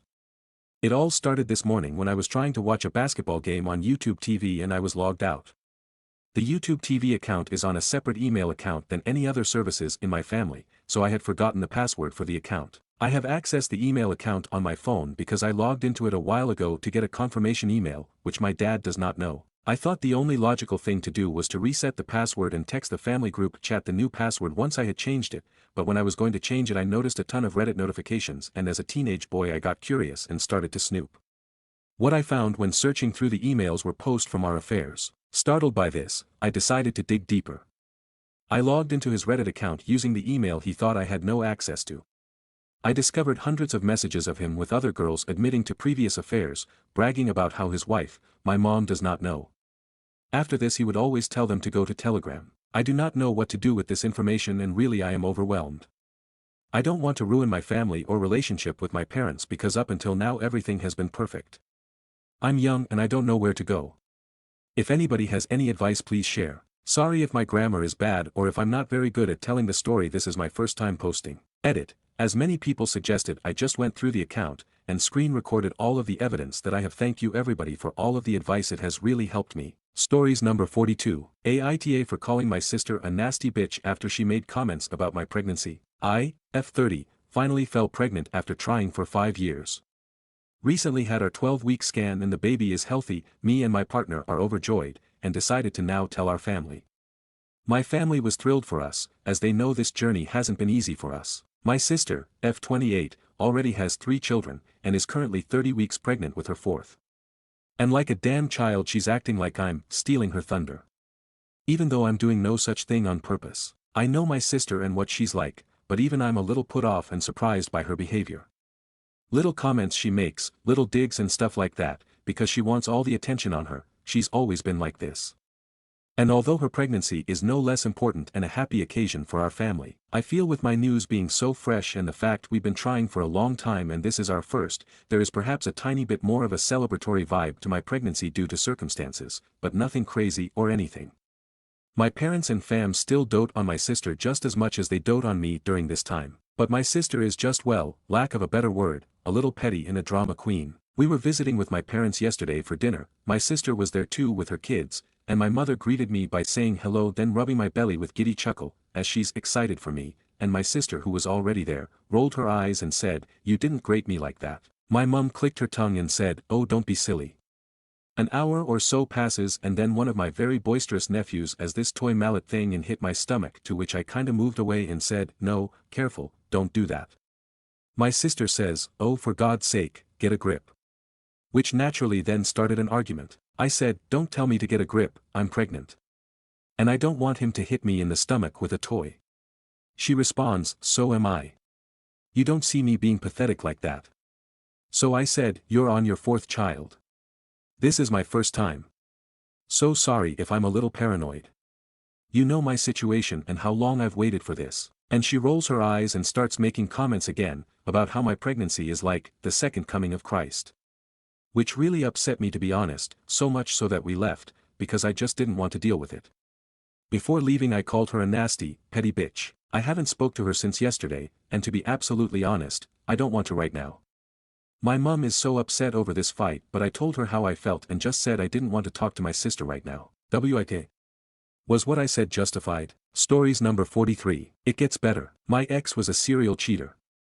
I stayed because I thought I was in love and we had 3 small boys. After 10 years of marriage she packs her bags and walks out on the boys and I. She moved right in with another guy. I was 30, panicking and lost. I had no job because I was a SAHD. My mom had just died 3 months prior. I cried nightly. I cried with my boys. The thought PF starting all over at my age was terrifying. I had dark, desperate thoughts. I moved back in with my father. I got a job. I worked on my boys and my mental health, and a little over a year later I found her, my future second wife. She's amazing, kind and sweet. She the best thing that's ever happened to me. I now know what a healthy relationship is. We just celebrated 10 wonderful years together. Now I have a great career, making good money. My wife and I bought a house in the suburbs. I now have 5 wonderful kids and my oldest is in college on a full scholarship. I guess I'm saying that even when you think it's all over, when things seem the darkest, when you're ready to give up, keep looking ahead. It will get better. Stories number 44. Boys need to spend time with their dads. Something I'm noticing about these advice threads, which come up all the time: a dad wants to take his sons camping, or other outdoorsy athletic type activities. There's also a daughter, who loves these activities and begs her dad to be included. Dad refuses, because it's a boys' weekend, or special bonding time, or whatever. Daughter is heartbroken. And in the comments, people always defend this atrocious behavior by saying boys need to spend time with their dads, and when a mom wants to have a girls' day with the daughters, nobody gets in their way. But that's not a fair comparison. A fair comparison would be a mom who plans a girly activity for her daughters, and there is a son who wants to be included, as in, "Mom, I would love to go shopping with you and the girls, and go to the salon with you," etc. Again, that's just an example, and the MOM says no. I've never seen a post like that. This is not to discount anyone's lived experience, and I'd love to hear your stories if you want to share. But yeah, I feel like in that story, the mom would absolutely be an asshole if she refuses to include her son who wants to be included. I guess my complaint is this: people love to gender swap when women complain about things, but they aren't actually making valid comparisons when they do. Stories number 45. My boyfriend, 28M, constantly brings up anal even though he knows I, 25F, am not comfortable. My boyfriend and I have been together for 6 years and lived together for a few years now. He has wanted to try anal, and a couple years ago we did, with too little preparation. It was incredibly painful and I ended up crying. We tried for hours before giving up. Ever since then I have been uncomfortable with it, and he dropped it until this last month. Recently he's been making comments during sex about how soon we're going to do anal. I would shake my head thinking he was joking. Recently he purchased numbing anal lube without telling me. Then brought it up how we need to try it soon. I said I'm not comfortable trying again, the last time we did I was in a lot of pain and the thought of doing it again scares me. He made a comment about how it's going to happen so maybe we should go out for drinks beforehand so I'll feel relaxed. I said, if I'm so uncomfortable I have to be drunk it's obviously not okay, I don't want to do it babe. This conversation was about a week ago, since then things have been fine with us but he makes comments throughout the day randomly saying I'm a prude or square. Yesterday we went out doing different activities like zip lining, lunch and a movie. We had a great day but in between he made a comment again about how we're going to have anal eventually I need to come to terms with it. To which I said, it is just painful for me and makes me very uncomfortable, I should have a say in what's going to happen it's not only your decision. He replied, well then you can't get mad if I go buy sex toys to satisfy me from now on. Again he dropped it when we went out for the day. Then later in the day I went to give him a kiss before leaving for the store he turned away and in a patronizing tone said, nope my body my choice, just like you said. That didn't speak to me for the rest of the day when I got back. I love him so much. We've been together so many years and it's been amazing but I don't know how to deal with this. The fact that I tried it with him and he knows how painful this is for me yet continues to push it just makes me so uncomfortable. While I don't think he'll ever physically force it on me, I think he's planning on repeatedly making these comments until I eventually give in. Has anyone gone through this before or know how to work through this with a partner? The only thing I can think of is therapy but this is not something I'd be comfortable discussing with a therapist and I doubt he'd be open to going for this reason. I don't know how to work through this or get past it when it seems I'm not being completely heard and he won't give it up. TLDR my boyfriend wants anal and we tried it but was incredibly painful and made me uncomfortable. I told him I'm not okay with it but ever since he has continually made comments about how I'm a prude or it's going to happen eventually. Stories number 46. Aita if I got a restraining order on my wife after she smashed our family switch. My wife, 37F, and our son, 11M, got into a huge fight last night, which is sadly a common occurrence. He's a wonderful kid and is quite smart and funny, but he can be quite reactive sometimes especially after playing video games. Well, my wife has been struggling with him and just other serious life issues, and it can lead to massive friction. It really is upsetting to see. And not only for me, 38M, I have another son, 9M, and it affects everyone in the family when she is cussing and yelling and fighting with my oldest son. Well last night, in the middle of her anger, she took the family switch, pretty much his switch, but we all sometimes play, and bashed it and now it's just messed up. Last year she was so upset at my oldest at her brother's, that my youngest told the school the next day how physical it was and child services checked it out. I'm scared of what could happen next. I think too why I'm so sad why I'm just ready to give up is because we had such a great day that I planned. On Valentine's brunch sex flowers chocolates words of affirmation I tried so hard to give us an amazing day cause we have been struggling and then at the end this. Edit, just wanted to address a lot of what's being said. First off, I get it I need to protect these boys in one form or another, bottom line is I need to step it up as a father and do what's best for them. Second, I'm the stay-at-home parent. I am disabled after being in the army. It's difficult but it gives me the opportunity to be with my kids full-time. I do the mornings to school and pickups and dinner and discipline and all of that. I have made schedules and rules and timelines out the ass. But she doesn't enforce them with me. Stories number 47. Aita for refusing to pick up something I hate for my husband. For context, I hate seafood. I hate the smell of it, the look of it, everything about it. My husband on the other hand loves it. He frequently eats it, and when he cooks it I literally have to go to a room in the back of the house and close the door so the smell of it doesn't make me barf. The other day a local fisherman posted he was bringing in fresh live lobster in 2 weeks and you could come buy it at a local farm stand about a mile from our house on the day he brought it in. He also let you pay in advance. I asked my husband if he would like some, told him the price, and also told him he would have to go pick it up on the Saturday it arrived. He said yes, so I bought him a lobster. Today was the day to pick them up. He asked me to get it because he had to work in a few hours and didn't feel like going. I refused. I work from home, but it's my busy season. I've been working 10 to 12-hour days, and have to work today too. He knows I hate those creatures, and this one is frickin' alive. He got all mad at me and yelled at me, a lot, and kept trying to convince me to go. But I stood my ground. He is no longer speaking to me, but he went to go get the lobster. Aita for making him get it. Stories number 48. Aita for potentially leaving my sick mother and autistic brother to go to university. So a little background. I, 18M, live with my single mother, 50F, and brother, 19M, in the UK. We have 2 Labradors and have been trying to move house for quite a while. My mother has always said that she wants me and my brother to stay close. I am currently in 6th form and I have submitted a UCAS application to go to university in September. My mother has severe arthritis in the knees and ankles, making it difficult for her to walk for any extended period of time. My brother has autism and whilst he is perfectly able physically, he has quite a few issues socially and as such doesn't have the easiest time making friends. My mother is very paranoid and doesn't trust other people very easily due to past trauma. As such, I have always felt very restricted and controlled. I don't have really any friends because she worries so much whenever I go out, and I've never had a girlfriend since she would not allow me to. I have dreams of being a software engineer, and as such I have applied for computer science. I wanted to go and live at university because it would enable me to pursue what really interests me and would let me finally live my own life. I did not tell my mother when I submitted the application since I knew she did not want me to leave and would have stopped me from submitting it if I did. I have now told her and she feels very betrayed and hurt that I did not consult her first. She has said that it would be very difficult for her to manage without me as she would have to look after my brother, who also really does not want me to leave as change is very difficult for those with autism, along with having her own issues and as such being unable to walk the dogs. She was due to go in for knee surgery that would have given her a great deal of movement back, but she has since cancelled it as the recovery would be too long if I was not here. I have offered to defer for several years to look after her whilst she recovers, but she has simply said that if I am going then I need to go now. She has said that if I do want to go, then she will kick me out of the house and I will never hear from her again.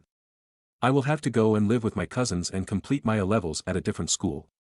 On the other hand, if I do stay then I can still go to university, but I will have to live at home. I know that if I do she will not allow me to have a normal life and go out with friends frequently, and I am very worried as to if I would have enough time to do well in my course. I am very unsure what to do as I don't want to lose my family over this, especially when they need me. On the other hand though, I don't want to throw away my chance at any sort of life that I would want to have. So what do you think Reddit, Aita? Stories number 49. A child offended me and it's really hurt me. I work with children, and I love my job. One of the things I enjoy most is the light-hearted banter with the older, cheekier ones, just harmless jokes that never offend anyone. The other day, I was with a group of 8 and 9-year-olds who were talking about a woman they knew from an after-school activity. I mentioned that I went to school with her and that she had been one of my best friends growing up. The kids looked genuinely shocked and said, "You can't possibly have been at school with her." I jokingly replied that I must just look young for my age.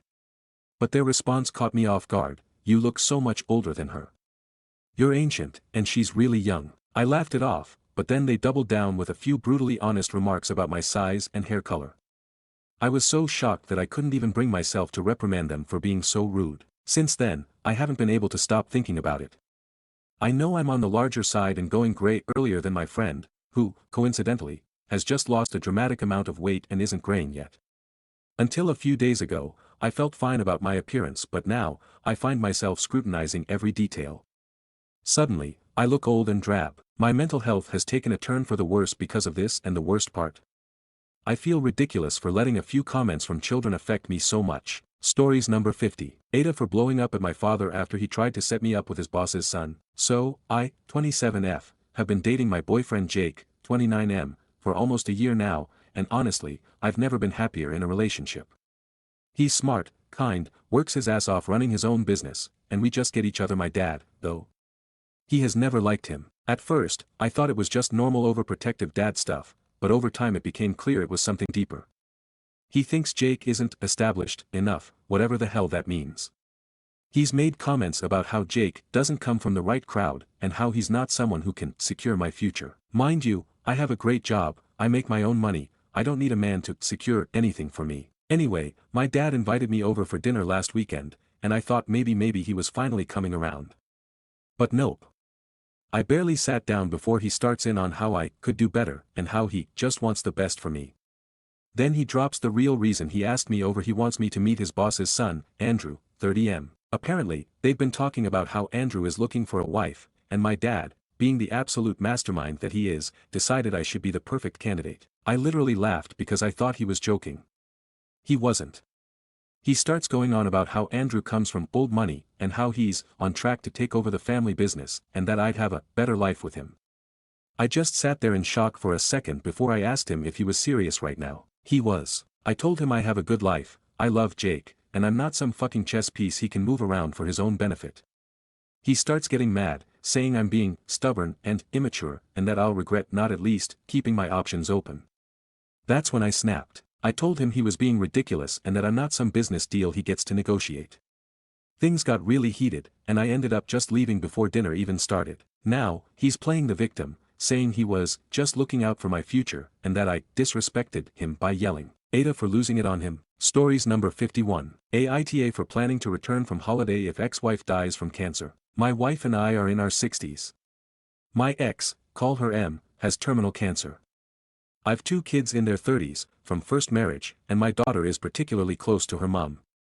The marriage ended when kids were 5 and 9 with me only seeing them every second weekend. I have a good relationship with both kids but distantly cordial with M. M didn't tell me about the cancer and I don't know if she yet knows I found out. My wife and I are planning a 6-week holiday in Europe. I raised the issue of, what if M dies whilst we're away?